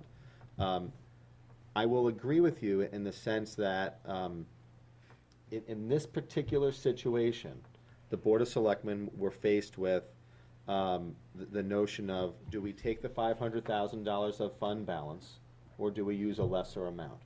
When, rather than see a greater deviation in people's taxes, we chose to keep it relatively stable, and in doing so, beef up the fund balance. So, You're playing with numbers. You're taking school money, putting to offset the lesser number you're putting in for the town. I voted in the Well, numbers. yeah. We all voted in the numbers, whatever they are, and I'm okay with that. And I'm not saying that you can't do that. It's just how that information is presented. It's because people say, I voted in X millions of dollars for the town and X millions of dollars for the school, and now Right, $500,000 of it's now going back from the school to the town, so therefore it's Right. $500,000 less for the school. and what you're gonna see and is that. $500,000 more for the town. What you're gonna see, though, is that the town side of the tax rate was going up, and the school side's portion of the tax rate is decreasing. Exactly. And what you will see is that when you look at your hypothetical tax bill, the portion that has been, on the school side has been going up at a lesser rate than on the town side. There is no, I mean, that's irrefutable. Agreed. Okay? Yeah. And that's one of the things that I wanted to chat about on Monday. The numbers are what the numbers are.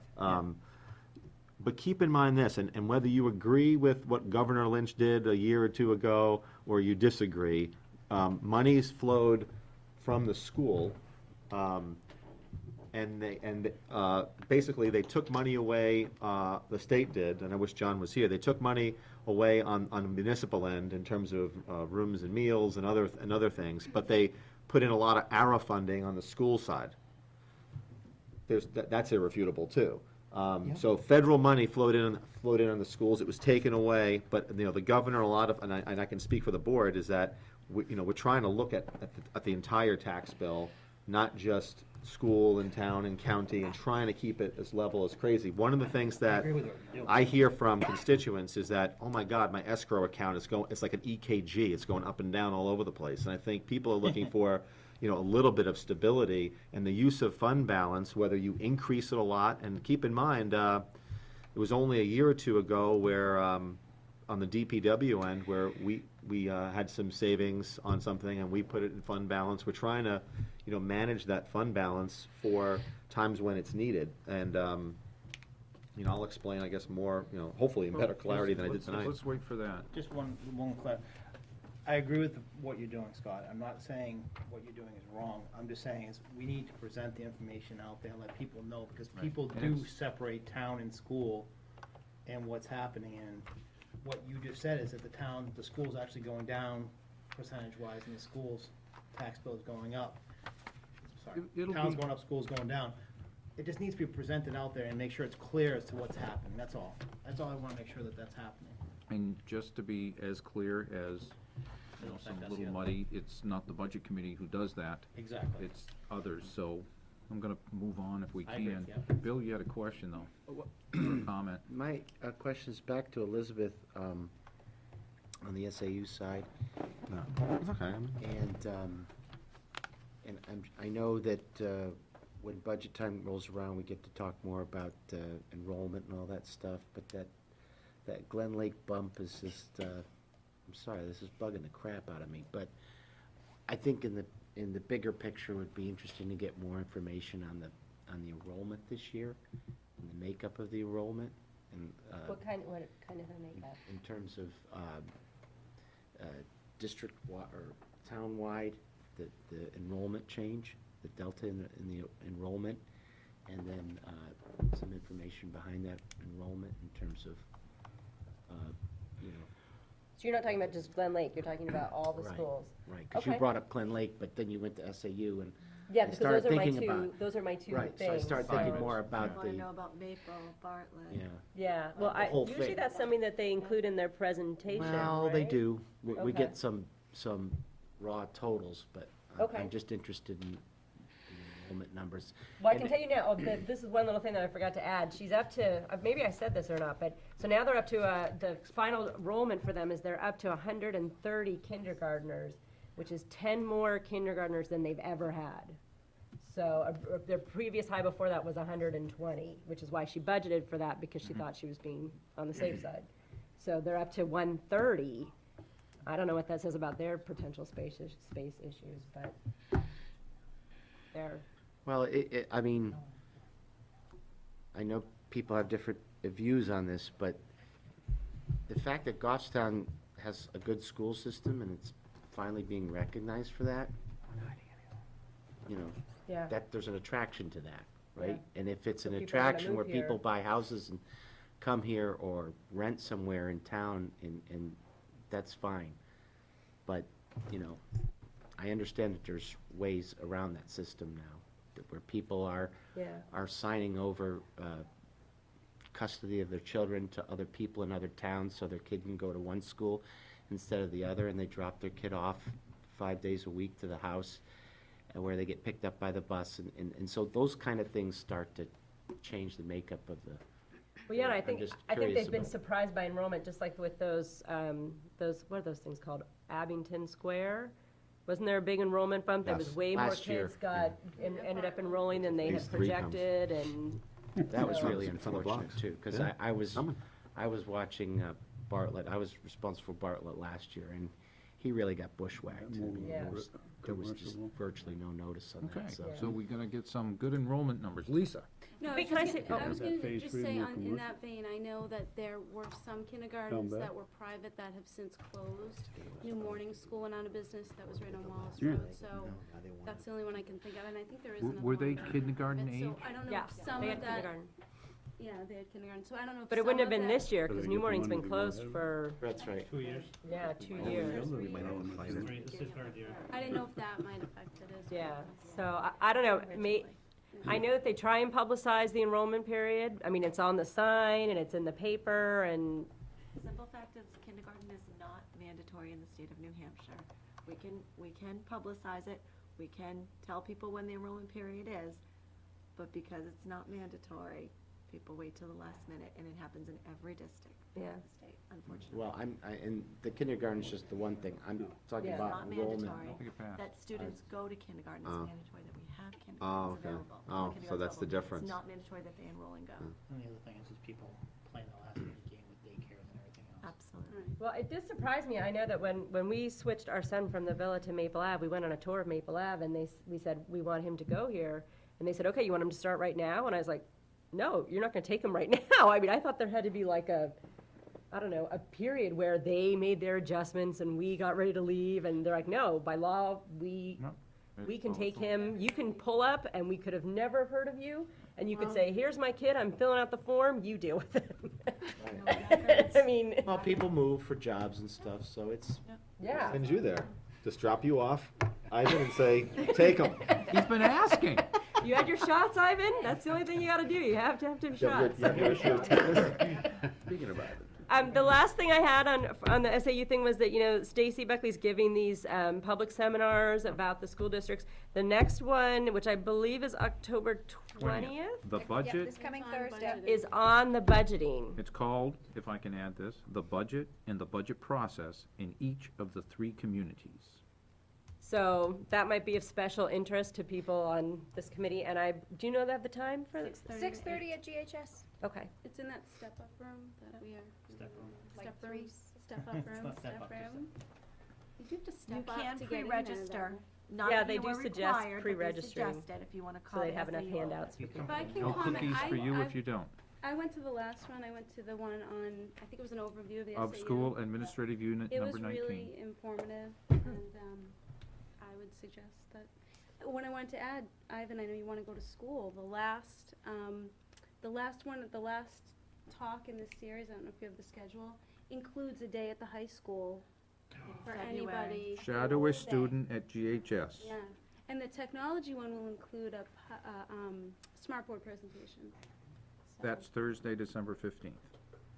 We'll probably be here. We'll be And if busy. it's at 6:30, hopefully, Yeah, I if we're think- done the budget, then you can go. Okay? Maybe we could do it on the smartboard. You keep thinking that, Richard. Something just, I like it. something just very quick, kudos to Goffstown High School. I have two kids there, and it's just a phenomenal place, and it wasn't that way, in my opinion, 10 years ago, so kudos to the staff. I've had an opportunity to go to a couple of football games, and I'm just gonna make a plug. Please, if you have not gone to one, Wouldn't that you be new definitely want to do this. And Christy Garrison, who used to be on the budget committee, her son is an unbelievable player. I mean, he's just worth going just to watch him play. So $20 out of me last he's weekend. really good. So if you Well, get a chance, I'm you gonna get to see the. try We to talk segue about that. budgets. We talk about budgets a lot. Ivan Yeah. in the high school, because Ivan can talk about the high school, and that's how we can segue in. Otherwise, then it's totally new business, and I'm getting back on All right. track. We were So- doing good. Ivan, You got 30 minutes, Dan, She has or had her less. hand up for a while. or less. You gotta jump in. Oh, Jen, you have something to say? I do. Speaking to enrollment, I'm on the SAU website, and there is a link under resources for the enrollment, and it does say that it will be updated, monthly, I believe is what it said. And it's broken out by school. The last numbers that are available are June, so, I'll make mention of that to Stacy, that perhaps it needs to be updated. But, each month we will be updating the enrollment numbers for each of the schools. So those are the numbers. And they're historical back, well, I'm looking only at But, like, Bartlett, nice but to know they're if I historical back to two I have thousand and questions. five. Okay, Ivan, high school, anything? No, I had reported the last You didn't go to time. the football game? I'm taking you, next one.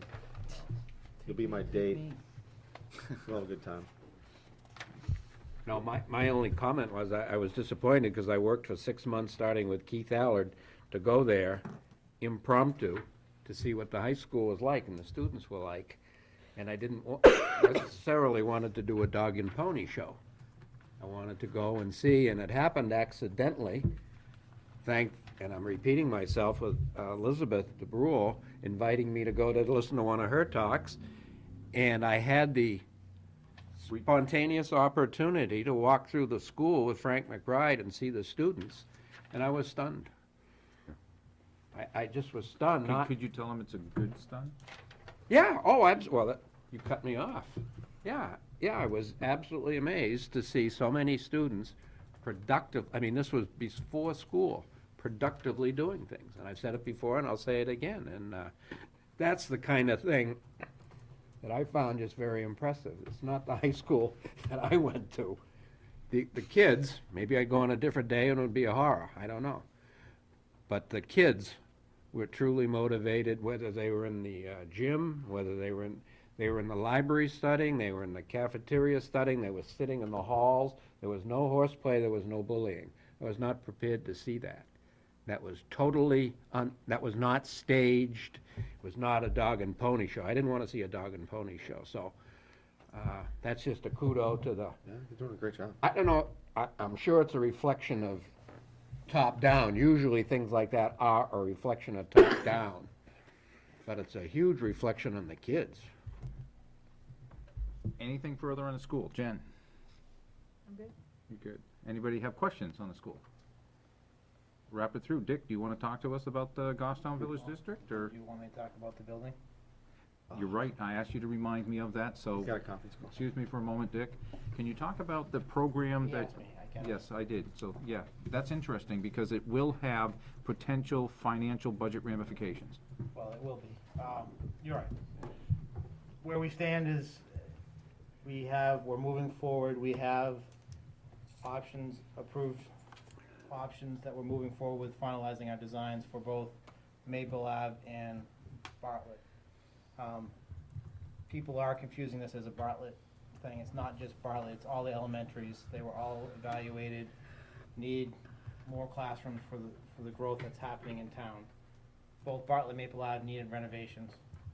On the CIP, there's money in there for a new school, and that was to be built next to Glen Lake. 2 years ago, the building committee, a different subset of the building committee, met for a year discussing, evaluating pros, cons of building a new school, doing renovations, doing additions and whatever, and cost evaluations. And it turned out, if we, very simply put, if we did if we did a new school next to Glen Lake, we would still have to do the renovations at both Bartlett and Maple Ave. It was cheaper to build an addition at both those schools and do renovations than to build a new school and then just do the renovations. So that's where, that was the end, that was a year ago when that committee finalized that decision, and that, I believe that was presented to the school board anyways. I think it was presented to the public a little bit as well. We're now moving forward. Last year we voted in money from,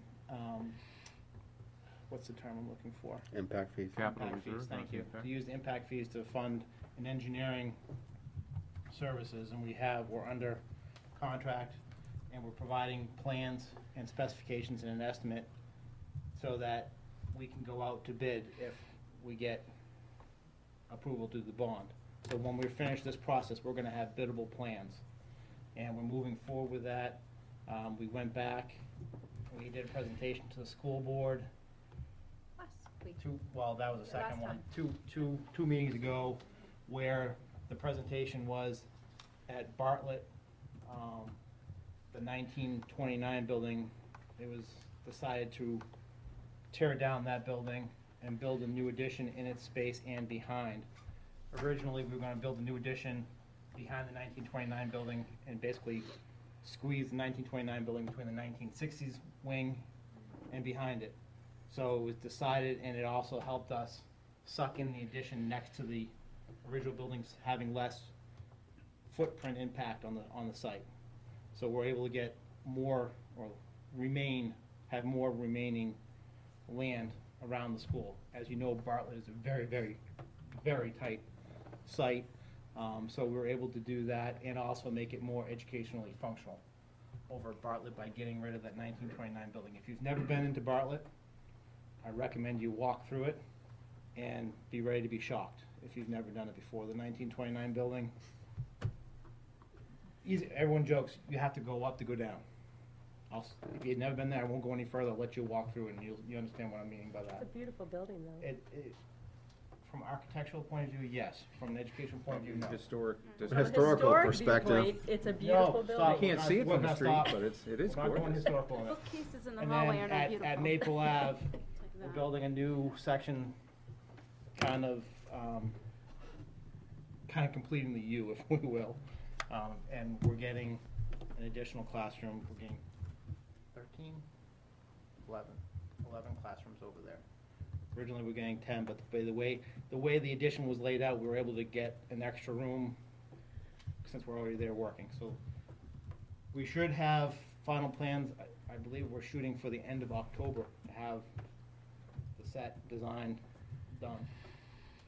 With an estimate. Has anyone come with a 50,000-foot kind of view of an expectation of what a cost might look like?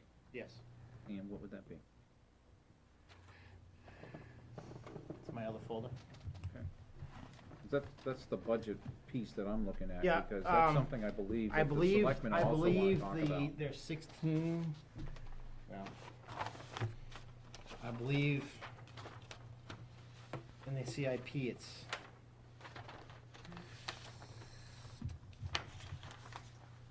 that's not it, Fred, come on, where are you? I believe in the CIP, it's like $16 million for, that's what's in there. And we're at about, this is not, these are preliminary numbers before we fine tune what we're doing there. When you're talking the 50,000, we're like $14.5 million for additions and renovations. So that 16 million was building new and renovations. Not to mention if we built a new one, would have required redistricting and rebusing routes and a whole lot of Right.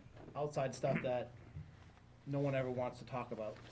Does that 16 million include the track and the theater? No, this No, is this is just just the the building. renovate, this is elementary, this is just the elementary fund, I have nothing to do with that, that's all school board stuff. I'm not gonna go there. Okay. But yes, that's gonna I be, just wanted 14 to- million, no, 14.5. 14 and a half, okay. That's what they're thinking, But and they would be that presuming a is- bond, That's up here. right? That's not, that was renovation, large renovation, like cost of $100 per square foot of renovation. Not talking about specific renovations, Okay, but which using is the good. high end, Which is, yeah, that's. bringing it down, fine tuning what's gonna be like. Do we know when the bond, I think it was, when was the bonds being retired? The current bonds? Which one? The middle Which one? school's already done. Middle school just finished. last year. Finished. We High just finished school- restructuring the high school, and I think there's 5 years left, No, No. more than that. more than that? More like 10, gotta be.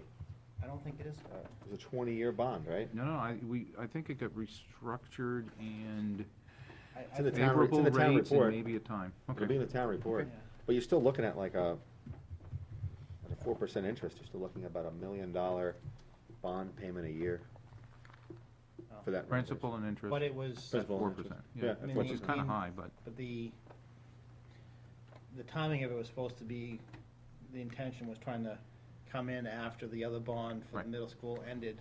Right. So that, again, that tax Right. rate, it would be leveling off. trying to and level off by basically replacing one bond Part payment of with the- another bond payment.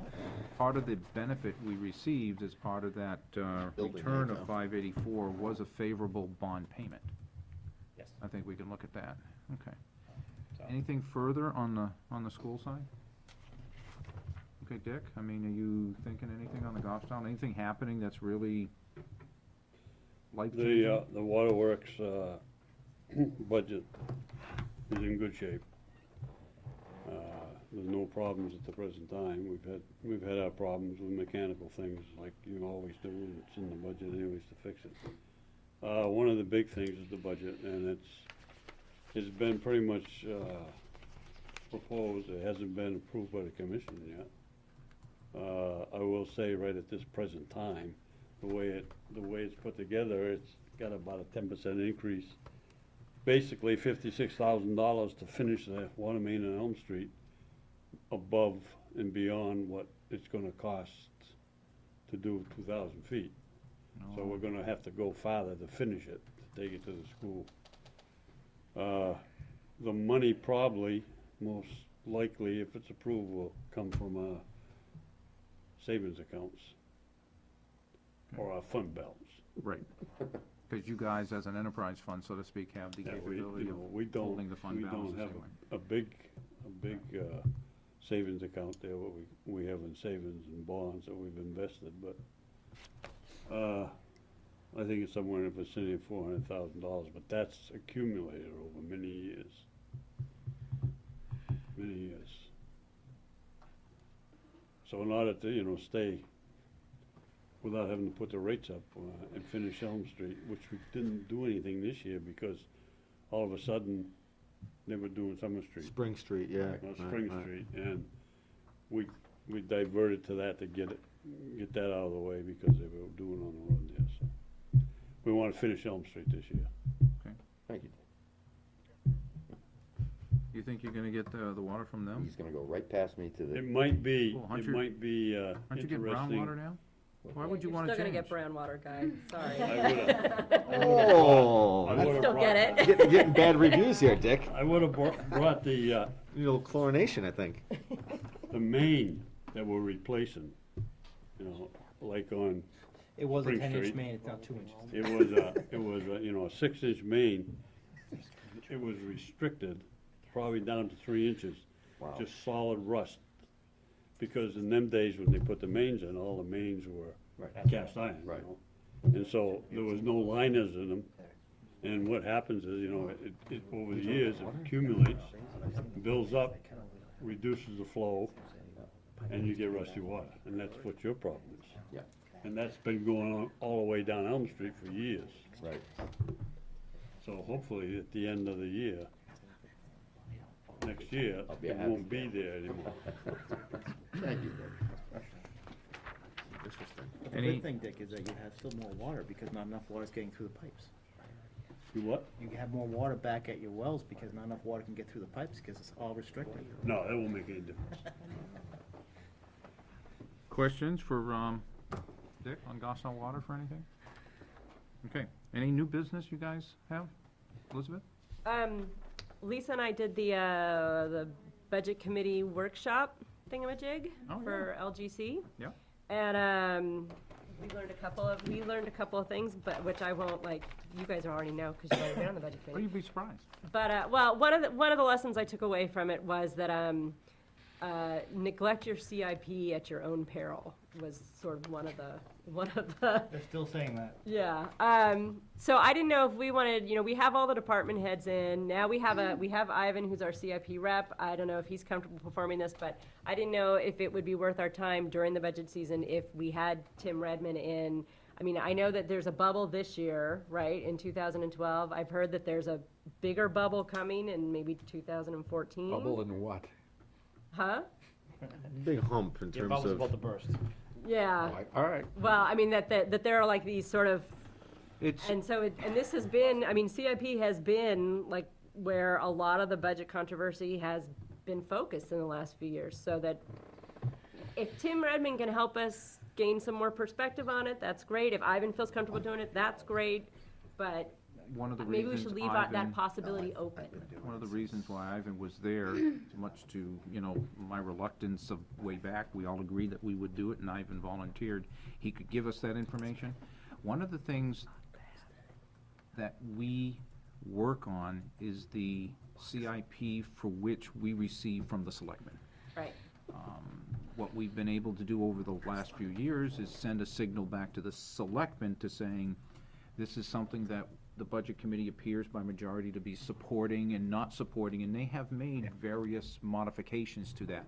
So it does make sense to get a more global perspective on it, and we can actually, there's one thing I want to talk about when we talk about our schedule going forward, given the new information we have tonight, we could actually propose one of the nights to talk about specifically CIP, if you wanted to. Because, I mean, I know our function is to look at this year and this budget, but the answer to that is always going to be, let's push out CIP.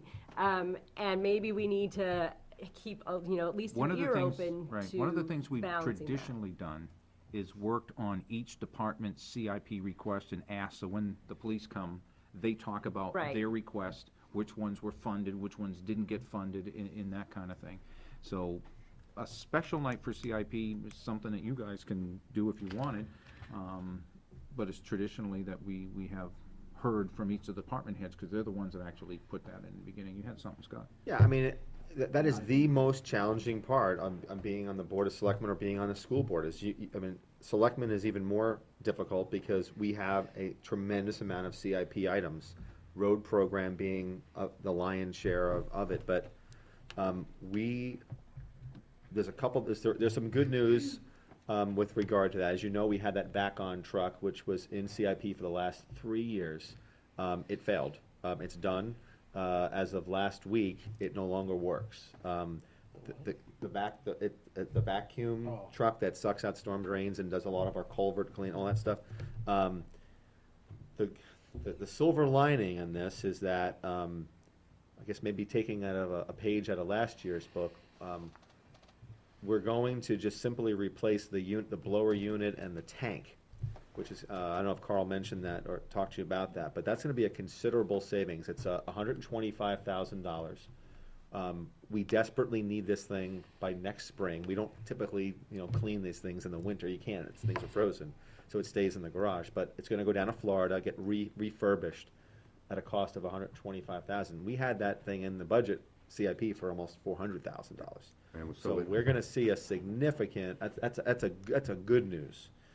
So similar to what we did with the dump truck last year, we're gonna do in this one. We have another dump truck, which according to everything that I've been told, also in our CIP, we can't work the magic on that one in terms of replacing the body. And then the biggie for us is the garbage truck, which we have to put in our budget. It's too valuable. Both of them are breaking down. So I think we're very aware of the CIP items. We also have some big ones like a fire station, Remodel. not remodel, but yeah, it's essentially Church Street. We've kind of abandoned the notion of a central fire station. It's cost prohibitive. So now we're looking at refurbishing our current stations. This one here in town hasn't been done in 40 some odd years, has not been touched in terms of mechanicals and other things. And the apparatuses have gotten bigger, and you can't fit some of these things in unless you special order them. So we have that. We have a capital reserve fund. So I think some of these things we could talk about, Elizabeth, but I think at the end of the day, by next Monday or by next Wednesday, if we have to hold a special meeting, the Board of Selectmen is going to say yay, nay, yay, nay, nay. I mean, we're going to do that simply because that's our job. And what we're looking at is, we recognize that, and we had this discussion last night, we recognize that we have a big bubble in CIP that we've got to address some of these things. So we got good news on the VAC-on truck, but we must do the garbage truck, we must do the dump truck, we have to maintain our roads we have to spend money on that. And that may result in a tax increase, but what is a palatable one? And that's why we want to let the school board know, here's what we're shooting for, what are you shooting for? Because ultimately, people do write one check. So I agree with what you said before, that people do look, but they do write one check. And we're trying to be mindful of the fact that we got to keep increases palatable, reasonable, and like I said, we're going to see a slight decrease in people's tax bills. If we are doing our job, and you may disagree with me, and I respect your opinions, I think if we're doing our jobs, we're gonna need to see a slight increase in our tax rate, so that we can get some of this very important pieces of equipment in our roads in good order. Failure to do so, I think, is gonna really kick us in the butt in the next couple of years, because we are reaching a critical point where we must replace these things. So that's what we're shooting for, and that was the whole purpose of trying to meet with the school board, because I know in the past I've been here and it's like, hey, how come the one hand doesn't know what the other hand is doing? Well, we're reaching out to the school board to have that little bit of that dialogue, to say, here's where we're at, just so you know. I also, Dan, if I could, to let you know, we did we have a tentative agreement with our Teamsters Union as of last night. One of the two that didn't make it last year. Well, we did not have an agreement with the Teamsters nor with the professional firefighters. The Teamsters tentatively agreed. We have now tentatively agreed, and it's just a matter of getting signatures on those things. And once all that's done, you'll get a copy of those, and we'll give you a presentation. I'm hopeful on October 22nd as to what are the nuts and bolts, of that. So you'll get all that information. In terms of special articles, we really haven't had any discussion, on that, other than hopefully 2 labor agreements. VAC-on truck was a big one. And then just for people's personal knowledge, the sewer commission ripped up Mass Road. We all know that was an ARRA-funded project.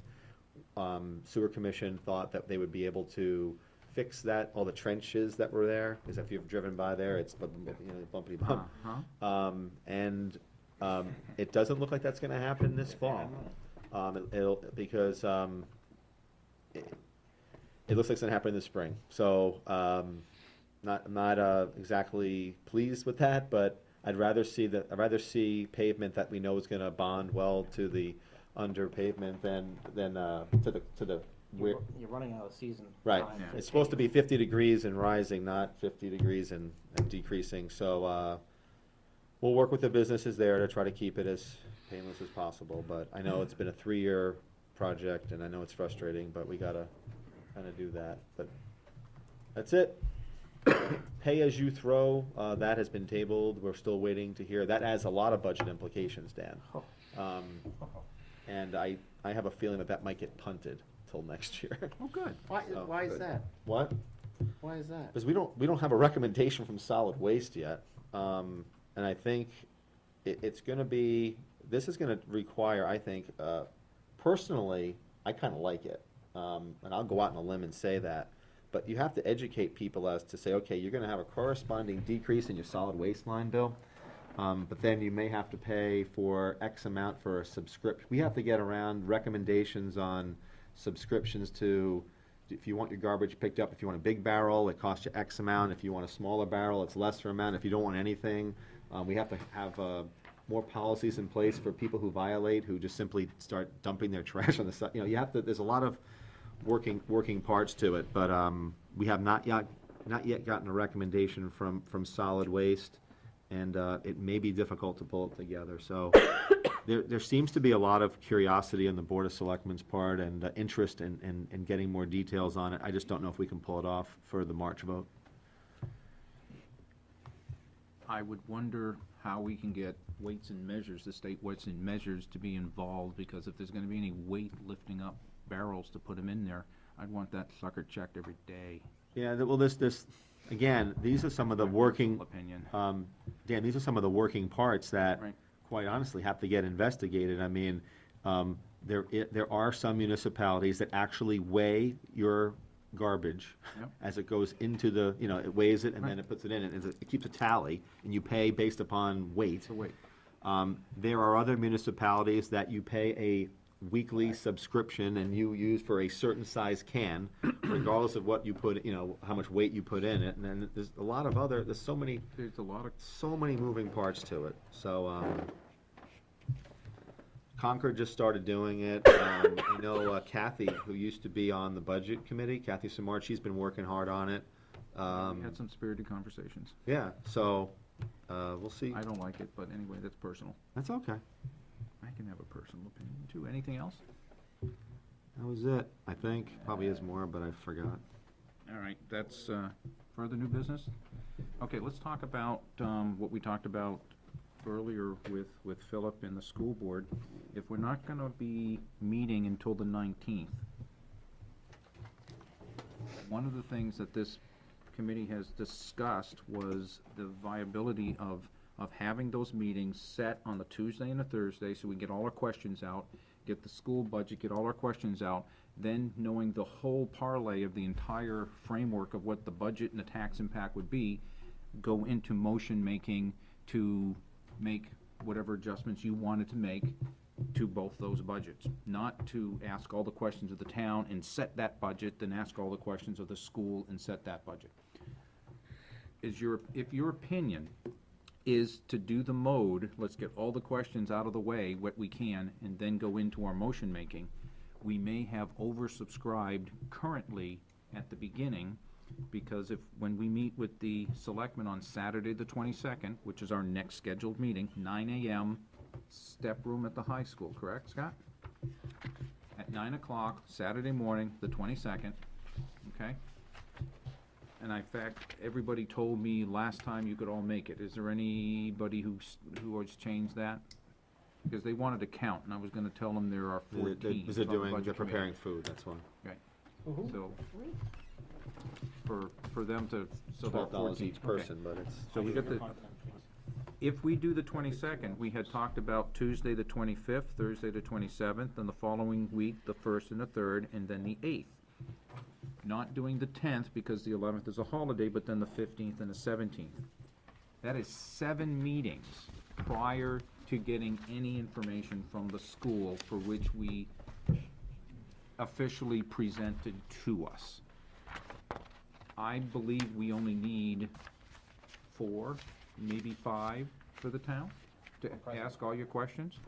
We would have a presentation on one evening by the fire department, one by Public Works, one day for police, then you have admin, library, and Parks and Rec, we could probably handle in the same night. They're not very big budgets. Or you could have admin and we'd just go home earlier, and then, I mean, however you want to design it, and then one follow-up, that's 5 meetings to get all your questions done. So why can't we go into deliberations after that on town stuff? If we did, we would be deliberating and making motions on numbers that you don't know what the entire request possibly is. We're making motions on the budgets. Right. For that. I don't see an issue with going into deliberations, because I mean, we're only talking 2 nights, and by the time we get the school stuff, we'll already have the school stuff. We were hoping By to have the then, school stuff and we their just won't have request the at the town. presentation. So the impact of whatever a tax rate would be, That's gonna take my several months. preference would be to have all my questions answered before I vote on any particular item. That's just my part. I'm hearing something different from you, which is you don't have a problem with that, Scott? It's an annual ritual, so I'm gonna say it, because we do it I say it every year. Try it. Okay. Denied. He always Okay, does it. done. He does. I laugh when I say this, but, okay. My concern is that the Board of Selectmen right now is, we've had a couple of meetings where we've gone through the budgets, and obviously we know most of our departments pretty well, and we go through the budgets and we're like, okay, yeah, I guess we, do we wanna lower this line by $200? And you get into the, just long hour discussions about it, and then at the end of the day, which is what happened to us last night, I think it was last night, went till like 11:30, but, you get to last night, you're like, okay, we all recognize that we've got the garbage truck and the dump truck and on the roads and all these things that are just like snowballing at us. But we also have to be aware of that people can't afford huge tax increases, so what are we gonna do? And I think what we'll probably arrive at next week is, I think we're gonna proceed with probably, a slight increase in the town taxes, to try to overcome some of this hump. But in doing so, we're gonna kind of work our way backwards to say, okay, here's what I think, we know we need all these things, but we can't afford all these things, so we're gonna look at this, like, how much this is, and then work our way back. And your point so, for us and is- prioritize. Right. And that's not saying that, trust me when I say this, is that I'm sure those who've been on the budget committee, there's a lot of these things are all noble, and that's not saying that we need a lot of things, whether it be school or town. So I have wrestled with I've wrestled with the fact that I personally think that we need to have a slight increase. That said, do we want to spend 5 meetings talking about a $500 item, talking about, how many EpiPens are gonna be, no disrespect there, but, if they go up, that's $100 on a $30 million, can we just focus in on like the big stuff? And I'm not saying that you shouldn't ask a question on an EpiPen, but that's not gonna make a damn bit of difference here. I mean, it's just simply not. And we get so bogged down in things that cost, $200 or $500, and then the last day, we make a wholesale, I'd like to make a motion that we put this thing, and it just, all that work, and it just doesn't seem to make sense to me. There's no reason why we can't, to your point, prioritize how we're gonna look at things and say, okay, let's start the questioning based on the lines that are X number of dollars. You guys are talking process, and the process you're talking about is irrelevant to whether we do it before the school or after the school. My pertinent question right now is I want the members to be able to leave tonight with an understanding of whether we are going to be meeting on all those days without having the school official presentation. And if we are, what are we gonna do? You see what I'm saying? Scott is almost getting to the point, but I don't think he's saying this. We can work at the MS7 and MS27 level, which is really high. But you can have a reason for that. And it's kind of like what happened last year with details behind it, but it wasn't asking all the questions on the minutia. So there's a happy medium you're looking for, I'm Correct. presuming. Phil? I'd like more process, because that's a whole different discussion. If we wait until the 17th or after the 17th to do it, we've now just pushed those 2 days that we had into December. Into the other and end. Therefore, we're getting closer to the other end, which That's we right. tried not to do. Correct. So And that's gone now. I agree that the school and the town budget have to be looked at simultaneously for tax rate purposes. However, we have to get through one. We have to get through both of them independently, so to speak, Mhm. looking at the numbers, MS27 level, before we can come up with those answers anyways. Okay. And we should have the school numbers, not the presentation, by that time, so we can start doing a discussions, and we'll have time. I'm just concerned if we push it off we're now at the other end, which we tried to avoid. Right, let me give you an idea, let me go even further. So if we get the school on the 19th, by the time, if we had 4 days, we wanted to ask questions of the school, just for instance, high school, because we've done it last year, either in 3 or 4 days of additional questions to bury it out. We're now at December 13th before we're even starting deliberations. And December 13th, that is like, Ridiculous. I have never gotten the school budget that late. The 19th is really late, so we probably don't have a choice. We probably need to, we'll have the budget, but not the official presentation. So we can get the budget early, maybe even on the 5th, which is around the normal time, so you'll have the numbers, as Phil says. You can make a thing in your mind, and perhaps we just go with the motions, and we wouldn't have to, it'd probably be likely for us to not make motions on the school without getting an official presentation. That just doesn't make. Could we be done with the town? We Be- could wait be in done with advance the and town then- before the school even starts. Right. Yeah. This way it's Chairman. done. But we can make motions on town with thoughts on how the school. Yeah, we can affect it the wouldn't be school. official thoughts on the school, but they would have thoughts on the school. Yes, I agree, Mr. Just, Karen. you know, if we work on the town right off the bat, our schedule is not etched in stone. We may find correct. that we're gonna alter this and get the town done, because like you said, we're gonna get our backs to the wall with the school. And that could give us more time to start looking at the school even prior to the, which is what I wanna do. I wanna see the numbers, then see the presentation. By then, a lot of us will already know the right. questions we have. Right. So we're not gonna get backed up against Christmas.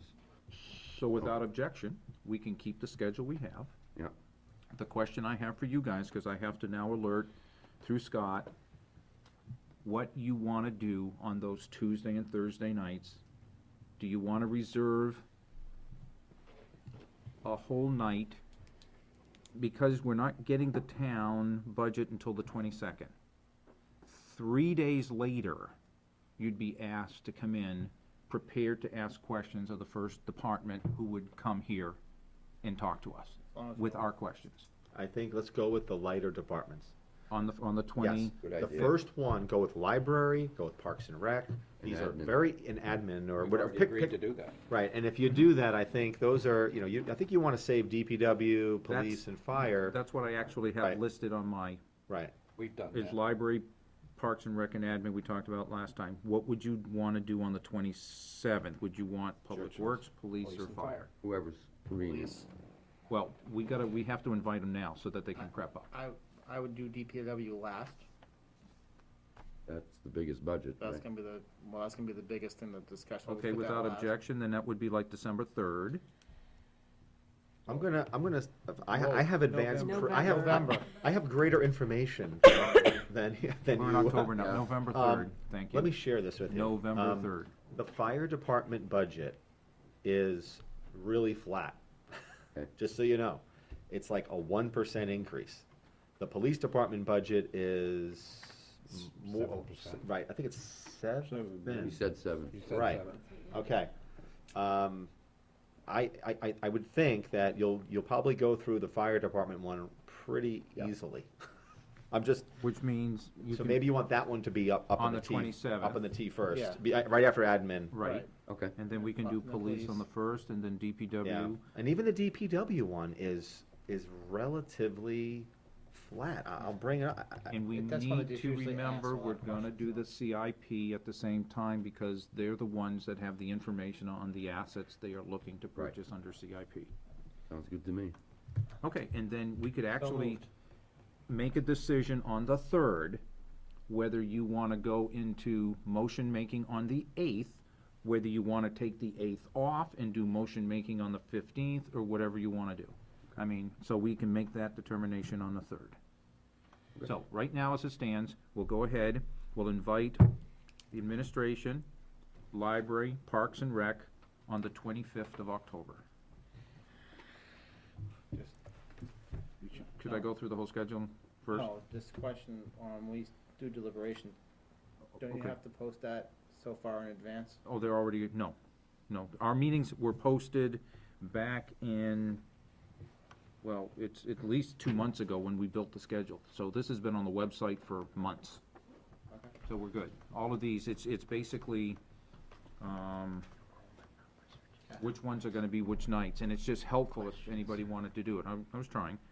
Admin, library, Parks and Rec on October 25th, fire department on the 27th, police on December 1st, DPW, November, police on November 1st.